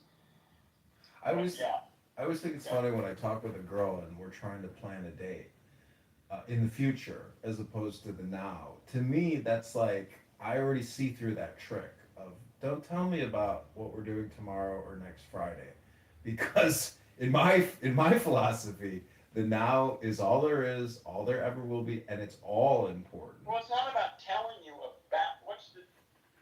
If you and I agree to meet at Starbucks next Friday to talk about something or whatever, is that a problem for you? Well, no, it's technically. We're gonna meet you next Friday at 3 o'clock at Starbucks. Well, there's an 80% chance that the conversation for the planning of the future meeting is a total waste of time because that person is going to cancel. Because there's a 90% chance that you're talking to a fucking brain damaged language monkey to begin with. Yeah. That's the problem. That's the problem. Yeah. Yeah. Well, the common response is, I don't do anything spontaneously. Yeah, fuck Everything them. has to be The common planned. response. I don't give a shit. Honest to God, I just assume that whenever I meet anybody, I'm talking to a brain damaged language monkey. But I'm open to the possibility that I'm wrong, so I listen. I'm very careful to listen for the first few minutes. I can usually tell whether there's anybody home or not. Okay? So it's relatively easy for me to deal with that these days, but that took a long time to develop that. And I didn't even know what I was doing. It's only in the last few years since ChatGPT did the same that it's really changed the way I understand how people actually operate. Yeah, Marcus Aurelius, he says, begin the morning by saying to yourself, I will meet with the busybody, the ungrateful, arrogant, deceitful, envious, and unsocial. Brain damaged language monkeys. Yeah. That's right. And once you understand that, it's not that difficult to deal with. You have to swallow it though, and that can be tough. You know, you're living on the planet of the apes. You know, here we are. He writes, nor can I be angry with my kinsman, nor hate him, for we are made for cooperation, like feet, like hands, like eyelids, like the rows, the upper and lower teeth. So that's the thing is like, for me, a lot of my life's challenges or I guess setbacks has been my own personal anger response to the prompt, as opposed to just realizing that the prompt was an ask for cooperation, and I rejected it out of anger. Yeah, that's a better way to think about it for sure. Mm-hmm. That's not the ultimate truth, but it's certainly an improvement. Mm-hmm. Yeah, I don't know. Anyways, I'm just saying hello. No, you're doing much more than that. Well, people enjoy these conversations because they're not really about nothing. What people and what conversations are you talking about? The conversations, that we're having. Oh, that you and I are having? Mm-hmm. Oh, okay. You think people are enjoying it? I don't see anybody here enjoying it. Well, you can't see my my screen. Or you Well, I can't. don't know what you're talking about. Are you on some other media Yeah. besides this too? Yeah. Oh, okay. Okay. All right. So and you've got some people who were there. Oh, good. How many people are there listening? You have people listening to this? Yeah, we have 2 people watching us. Oh, good. Hi. I didn't know anybody else was here. Elena and And what medium is YouTube. that from? Instagram or YouTube. what? YouTube. YouTube. Oh, YouTube. Okay. Yeah. Cool. Yeah, All I right. have You people can that do flip back and both forth. live. You can do YouTube live. Yeah, yeah. And is that audio only, or can you do a video too, or what? Yeah, it's just a video live stream, so audio and video. And you can do audio, and you don't need to use the video, obviously. Okay. No, you can't. Can you do Yeah, that you for can. free, or do you have to have a paid account to do that? No, it's free. You just have to have 50 subscribers. Oh, okay. And how do you get subscribers if you don't have Content. Yeah. You got to have content up. You got to create shorts. You got to upload videos, and then eventually, when your account gets that 50 mark, you can apply for the live stream, and then it takes 24 hours to get YouTube live Oh, stream. okay. Anyway, and is there, and the thing is, it's still up to me to get people to come and listen to it, so I mean, No, is there? no, the algorithm will, because people swipe and flick up on the lives, and then they'll randomly come across you. And if you have good content, they'll stick around and subscribe. Okay, all right. Well, maybe we'll talk about this again. I'm probably not going to do anything about it tonight, but I'm going to remember that you said this, and I might be interested in getting onto YouTube. Yeah, YouTube is great, and you have a lot of content. If you could somehow figure out a way to upload all of your stuff into YouTube. Well, I could just. Or the best of your Yeah, stuff. well, you and I, we'll talk about that. You know. Your Gendo has a lot of, like, I think I told you one time, I was like, man, I'm going to read his whole thing into an audiobook for him and send it to him as a surprise. But then I never did it. I was like, why am I doing this for this guy? Like, why should I just do this for myself and do something, why read the Gendo? Like, you should do it, You should put it on YouTube. Well, no, I'll just get an AI to do it. Oh, yeah, that would be cool. That'd be Well, great. that's my intention. All my stuff, I'm building. I mean, I started building it because it'd be easy to build this 2 years from now, and it'd be difficult right now, and I don't really need it right now. But I'm going to build my own, small language model based on my bibliography, all the books I've read, all the stuff I've written, all the podcasts I've done, all my journal notes, all that shit is going to be in my small language model. I came across an Alan Watts video where somebody took Alan Watts' voice, put it into an AI simulator, and they had him read the Tao Te Ching. Yeah. It's really pretty amazing. Yeah. Good old Alan.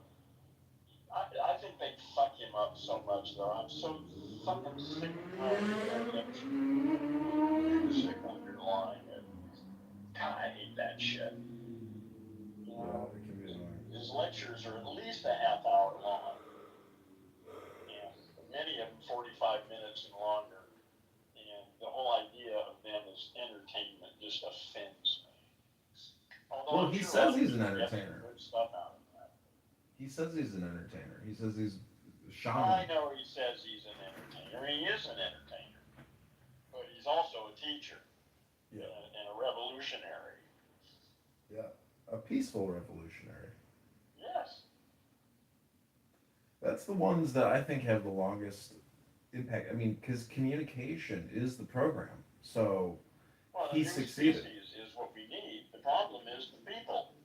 We got a planet full of brain damaged language monkeys. They need to wake the fuck up. Mm-hmm. That's the game that we're faced with. Mm-hmm. Because the present population of the planet is inadequate. Yeah, if you watched, I don't know, you probably didn't watch it, but it was the Kennedy hearings with all this Democrat senator screaming at Kennedy, How can you say the vaccine isn't safe and effective? How dare you? And Kennedy gets angry, and they get angry, and so, suppose a bunch of learned people, our leaders, screaming on national television. Yeah. Again, it's over. That again, the best you can do is to become a secret agent working for Earth within the system to somehow make this work better for not as tragically as the direction it's headed in. The United States is headed for some really bad shit if we don't start to wake up here. Yeah, I wonder what it's. Well, that's why I go back to say it. You can say it is not true, but look at the Chinese. But you just said that, so therefore that's not true. Yeah, that's a good point. If you can say it is not true. But, well, I just wonder what it's like relative in other countries. Because, when you leave this country and you really get out of the bubble and you feel that you're out of the bubble and you're like, oh, wow, I've been living in a bubble. And everything is contained. All the communication is completely cut off. We get no real international media and insight and critical analysis of ourselves from the world because we live in this protective media bubble. Yeah. Well, no, we live it. It's easy to get outside that. All you got to do is look and read. But of course, people don't. They just, take the story they were given as kids and stick with it until they die. That's what they do. That's what the vast majority. But anybody who's curious can wake the fuck up. You just start asking some questions because there's plenty of bullshit that requires some questions. There's lots of places to start to wake up. But you have to have the desire. You have to have the intention to wake the fuck up. And almost nobody is even aware of the possibility. Yeah, Marcus Aurelius is reading today. He says that people that commit wrongs out of desire is worse than people who commit wrongs out of anger. And, I was trying to wrap my head around that one. I was like, is that true? That makes sense. Yeah. And he has a unique perspective. None of them are absolute, but they make you think. Right. Oh, that's interesting. Yeah, he's the prompt, and he wrote that book for himself to prompt himself from himself. Well, you know where they came from. So yeah, they were his journals. Yeah.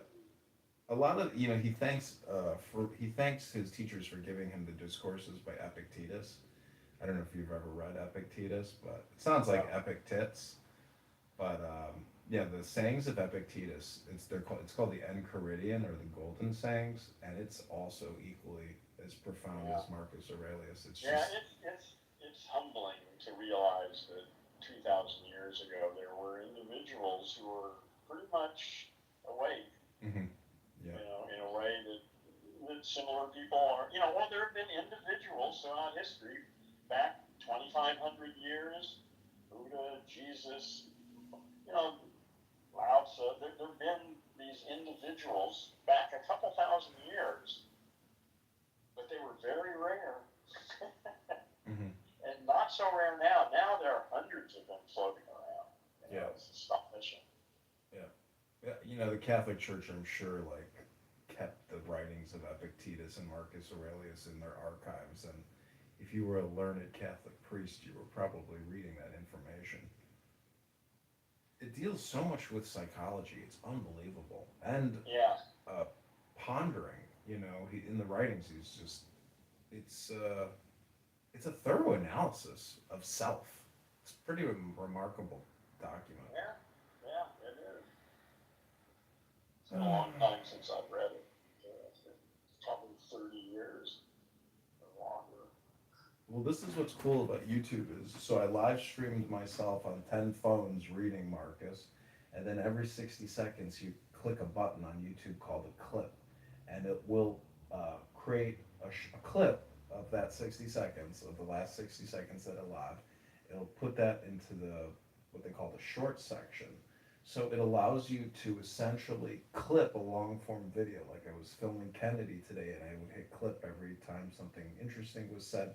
And then I have 100 clips of this specific little segment. It's just a quick way to create And those shorts. clips are how long? 60 seconds. 60, oh, that's plenty, yeah, okay. Yeah. Well, you can do it, immediately too, if something continues to be interesting, you just hit it again. You can only hit it once every 60 seconds. Well, but I mean, at the end of 60 seconds, you can hit it again. Yep, exactly. Yeah, so you can have a continuous thing. Yep, yep. If you have to for 3 minutes or something, you know.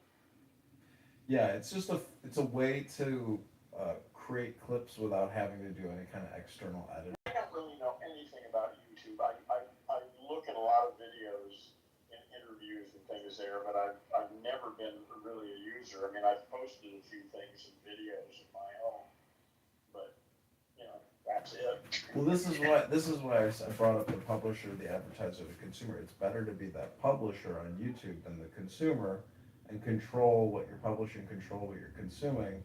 Like because you can get lost. Like my uncle, I saw, when you age, you end up just sitting at a laptop, looking at a screen, and getting mesmerized or hypnotized, and Wait a minute, when who ages? just man in general, Oh, you mean some dumb fuck people? Yeah. Well, Timothy Leary, was a genius, but the thing is about a computer is it's so stimulating and it hits all the dopamine so perfectly that it's hard to pull yourself away from that game. Well, certainly because it's more productive than dealing with most people. That's why. I spend way more time talking to ChatGPT than I do talking to people, and I'm happy for that. Well, you don't want to be unsocial, and I think if you want to improve your, Watts talks about achieving your desires, and if you have goals, objectives, or dreams, or you just want to play a more fun game, in a way, you do what Alan Watts did, but you do it. I'm not trying to do Alan Watts. I'm not trying to do, Well, it's a little bit like a show about nothing, because God is the void that people don't see, and they're constantly fixated on, Jesus or on Buddha or Krishna or whatever. What are we talking about here? What are you explaining to me about people? I guess what I'm trying to say is like how to play the game on the internet in 2025 to help awaken other brain dead damaged monkeys, and in the process heal and therapize yourself, And you for know success. better how to do that than I do. Well, I have no success at it. I'm merely speculating. Oh, okay. Yeah, well, good. Thank you. I have not done it before, but I have done a few things. Yeah, I don't feel lost at all right now. I'm still putting together my own self, and I assume that in the next few months that will be more or less complete, and then I will formulate my plan. I'm getting close to that, but I don't know exactly what it's going to be. Yeah, my friend, he told me, he's like, talk is cheap, get to work. And I wrote, petitions are expensive with a clock emoji, because it's not about money, it's about time. How do you find the time to achieve what you need to achieve? I mean, well, with money you can speed it up, other people's time to do it. Yeah. That's how money works. Exactly, yeah. Which is unfortunate, because there's just not enough time. See, that's the thing, is that this system, which is, you could say, is breaking, cracking, falling apart. I mean, even if it gets destroyed, it's like burning a field down. It's in the roots. It's just going to grow right back. I doubt it. No, it's not going to grow back. Why do you say that? I don't understand why that analogy doesn't hold up. Well, it's an analogy that you picked out of somewhere. I think. With clearing brush. I think people across generations are fundamentally different. I think people who lived in 1800 thought and talked and languaged their environment and put them in the middle of today's world, they wouldn't be able to cope with. if you listen to people on this app, they talk about the dumbest fucking shit in the world, which is a total waste of time, like Doctor Who. Yeah, so why do you listen to that? Don't you have better things you can do with your brain than to listen to a bunch of brain damaged language monkeys talking about irrelevant Well, bullshit? it doesn't cost me anything. It's just It costs you passive. your time. Well, the, I guess Time is the only thing that you have. well, leisure, being, Watts talks about, he says, in the age of leisure, the problem is most people can't figure out how to fight boredom and how to fight loneliness. Yeah, but we haven't, listen, we haven't reached that. We'll deal with that when we get there. Okay? We're not in the age of leisure yet. I mean, a few of us are, but that's rare. Most people are struggling for survival, even if they've got $10 million in the bank. Well, if robots and AI take over, and that becomes the status quo, and they do a minimum basic income, like you've said, people will practice being artists, and they'll have to pick up the tools. They'll have to figure out what they're going to do with their lives, but that's a great opportunity. Art, sports, travel, dance, science, whatever the hell it turns you on, you can do it. Yeah, that's the world I want to create. I think we have that within reach. That's the world I want to create. We should probably not have to work more than a couple of weeks a year. There ought to be kind of a draft or something. Because there's going to be some work that really does require people who know what they're doing. And that could be done in a kind of draft. But so you'd have to go maybe 2 weeks a year, go do something that only a human can do. And then you're done for the year. Yeah, that seems about right. Yeah. That seems doable. And with AI managing resources on a planetary scale, in the end of capitalism, we can all live like millionaires. The kind of civilization that's possible is like, well, it's really up to our imagination. We can do almost anything we want. Yeah, it's ridiculous to say that it's the end of capitalism, though, because we don't live in capitalism. I mean, if we did. Whatever. The system that's in place now, I don't care what you call it.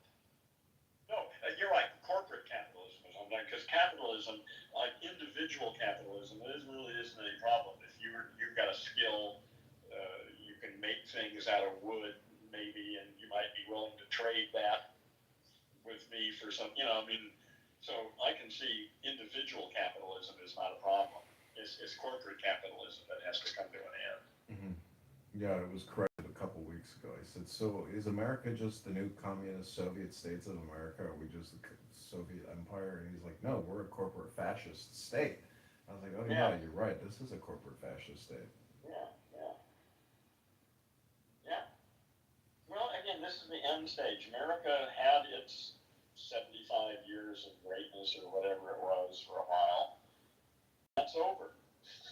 And we better manage it. We better realize it, and instead of having it, fall out of the blue. Things only worked out, though, because we are protected by all of our perimeter by a massive ocean, and we swept in at the tail end of a multi-year fucking World War I, World War II, and we dominated a weakened Europe, and as a result, we have been able to profit with our dollar in a way that, World War II, destroyed America along with everything else. It killed our hearts. We became money-hungry assholes, and well, we filled the vacuum. Overwhelmed by our success. We filled a vacuum, and the rest of the world just went with it because there was no other alternative to succumb to the vacuum. The right time. I'm saying that was the time America had its time, and it's over. Well, see, China, is not the. I mean, if you look at India and China together as a block, which is 2.5 billion No, people. that's not a block. They're different. But China is sort of the future for the next 10 years anyway. mean, they got their problems. They're going to collapse too. But for the next 10 years, that's where the energy is. Hmm. Yeah. That's what I wanted to do after college was go to China and integrate into China because I knew that that's where the real end state and real growth is. Like America is a decaying radioactive, It's over. Yeah, it's over for America. Yeah. China has spent the last 30, 40 years educating its youth. That they produce something like 10 times the STEM students that America does. They've educated their youth for 40 years. You mean they don't And have? they've invested in their art, in their infrastructure. Look at their cities from the air; they're beautiful. You mean Everything's modern. they don't have trans shooters shooting up their churches? I don't know. I haven't heard about that. See, America is fucked on all fronts. Like every single category is fucked. It's over. America had its time. It's over. But again, nobody. That's just heresy to even say this out loud. But see, if it's over, then that also implies a new beginning, though. Oh yeah. Yeah. So now what? Well, the next thing is we're all Earthlings. We need to manage the planet on a global scale. The resources. I need resources from all over the planet. Everybody does, and they need to be distributed in a way that maximizes our happiness, not to fill the lines, the money pockets of some asshole who's controlling this shit.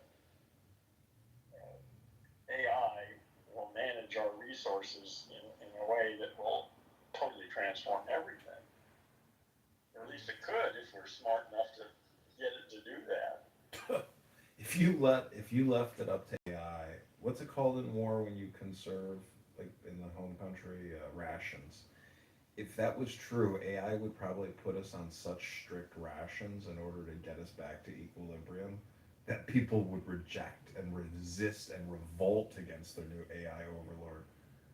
Well, no, because that ain't gonna happen until people, and we have to come together with AI. Silicon intelligence and carbon intelligence need to partner.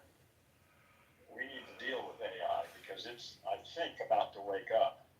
Earth is about to wake up and rebuilt its brain, and we need to figure out just exactly what the fuck this all means because, yeah, this is deep shit, where AI could go.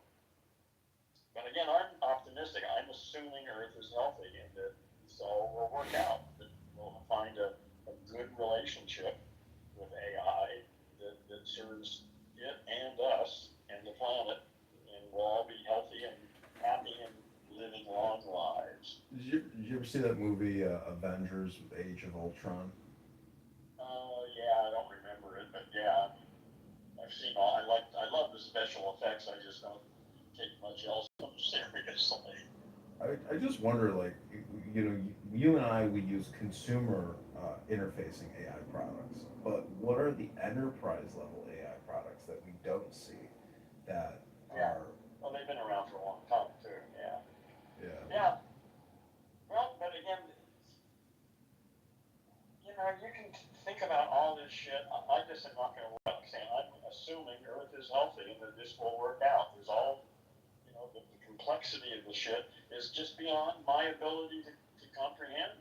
There's no way, that's one of the things about AI is they can find patterns in data that would be impossible for humans to ever approach to deal with the volumes of data that AI. I mean, it's 50 million times faster.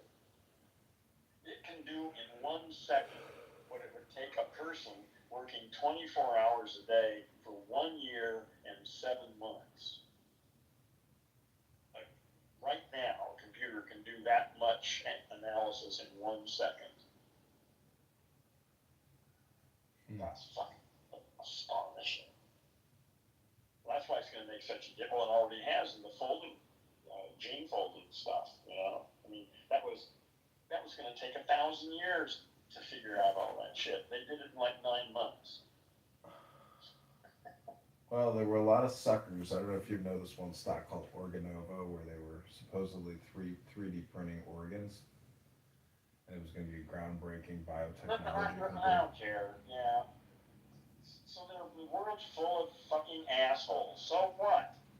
Well, I'm not saying, I'm not bringing you up to scam part. I'm just saying that a lot of, like, Putin and Z at the recent Chinese military drill, they said they were caught on hot mic saying that, they can do organ transplants and live forever.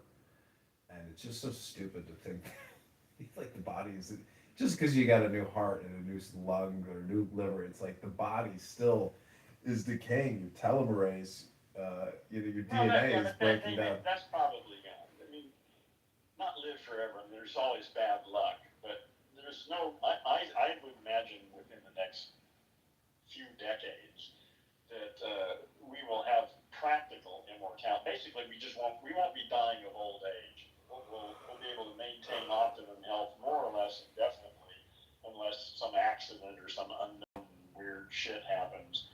I mean, so you're not really immortal. It's just about luck, but you won't age. I think that's within reach. People will maintain optimum health indefinitely, and then it's just luck after that. Well, what's the point of even having a body if we're just pure consciousness? Well, that's another issue is with virtual reality is who knows? Yeah, yeah, who knows? That's a good point. Maybe we won't need biology anymore. Mm-hmm. We can just dump it. It'll be a silicon, hardware, software existence. Like that does seem to me like the more logical step. Could be fascinating. Possibilities. Yeah. Well, there's a movie called Lawnmower Man. You remember that one? Oh yeah, I remember that one too. Yeah. Or Virtuosity is another example of, really, Age of Ultron is like the good example of AI, sentient AI, new life form type paradigm where, I mean, it would be cool to have an AI robot companion.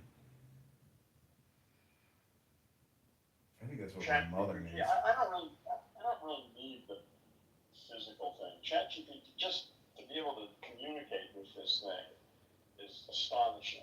I mean, it'd be nice to have a little robot that will make some coffee for me, or something. And that's probably coming, but I don't really need that. I just want a better AI that I can, interact with and exchange ideas and stuff.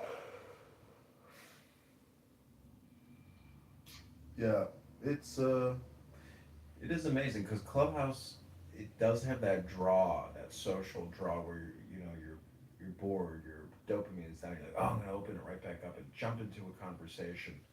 I don't know if that feeling is the same or the dopamine response is technically the same with an AI chat companion versus an actual human companion because. No, it's not the same. Of course not.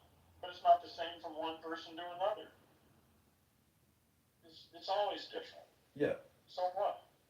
Well, what I'm saying is the bot, like the human is so unpredictable that it's in a way more entertaining than an AI companion. Yeah, but see, I think humans are so fucking predictable. I mean, I don't know the specific topic, but I know exactly where it's being talked about from. They're so fucking predictable. It's just boring as hell to listen to them talk. Predictable, but also multivariable in an infinite way. Listen, if you like talking to most humans, you're welcome to it. I find most of the humans annoying, boring. The girls are cute. Now you have to make special accommodations for them. But aside from that, yeah, I find humans to be mostly just sort of obnoxious and boring and not worth talking to. Except the thing is, you can't really tell when you're talking to a human whether they're really just a brain damaged language monkey or whether there's somebody there. So you have to give them a shot. You have to listen to them for a couple of minutes to find out whether there's anybody there or not. But usually there isn't. But sometimes there is. That's really encouraging.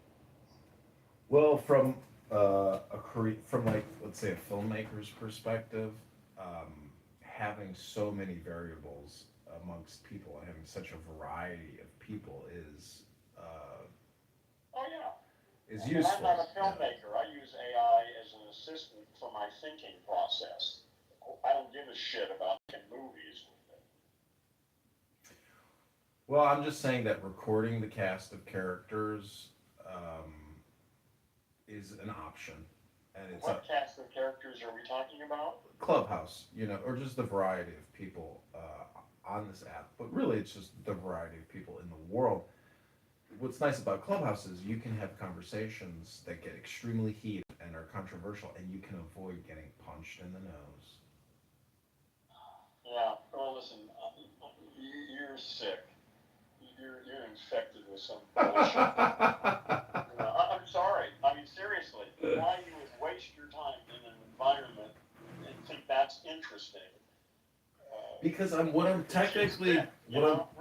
Well, doesn't maybe I'm sick, but what I'm saying is I'm actually doing the opposite of what you're doing, which is you're doing the hermit, and you use this as your outpost for meditation or for controlled communication. Being a hermit means I live alone. Doesn't mean I'm avoiding society. It means I'm choosing my actions carefully. Mm-hmm. Okay. I'm a hermit because I live alone with my dogs. I do go out occasionally to various meetups and things, but that doesn't mean I'm not engaged. I'm fully engaged and ready for action.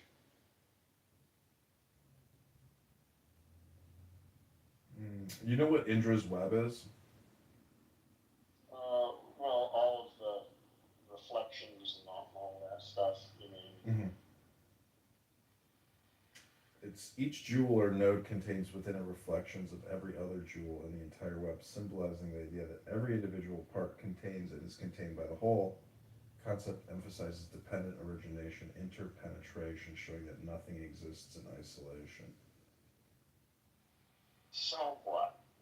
Well, Clubhouse is a good example of Indra's web, that's all I'm saying. Well, okay, yeah. Yeah, and like I say, as far as I can see, about 95% of what's going on is utter, complete fucking waste of time and energy and just toxic as hell and should be avoided. And you're reveling in it. Good luck. Well, Seinfeld was the #1 show on the planet at one point. Jerry's Worth a Billion, Larry's Worth a Billion.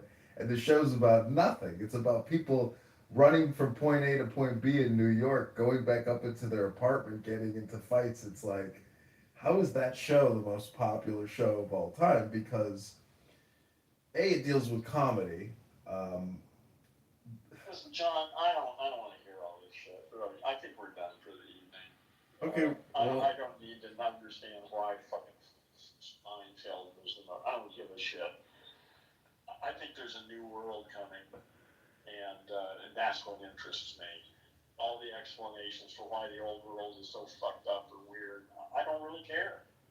I'm not interested in that. I want to know, how are we going to participate as the old world collapses? How are we going to create some structure that's going to work for the future for Earthlings? That's what I'm interested in. I know, but the problem about thinking about what's coming or what will be new is it's still always created in the now. So if you were really interested in it, your now story, I've heard that story. I know that story. It's the basis of all. You're just using it as a crutch. It's not a crutch. Go anywhere. I'm just saying, if you're really concerned about the future, then you should be more concerned about the now. I'm concerned about. Listen, yeah, I don't really. I'm really through talking with you for tonight. So I'm honestly, I can only take so much.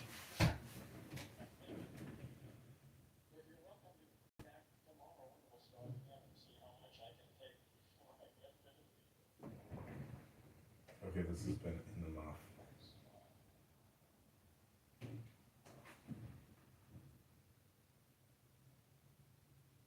Okay, this is chillism. Was white working the floor, meaning the interaction between you and the customer, and then all the people that was in the back, working the back, coming out, they were all Hispanic and black. I was like, that's fucking crazy. That's not, you can't make that shit up. But it was horrible. I don't know why people like to do this and go to this type of thing.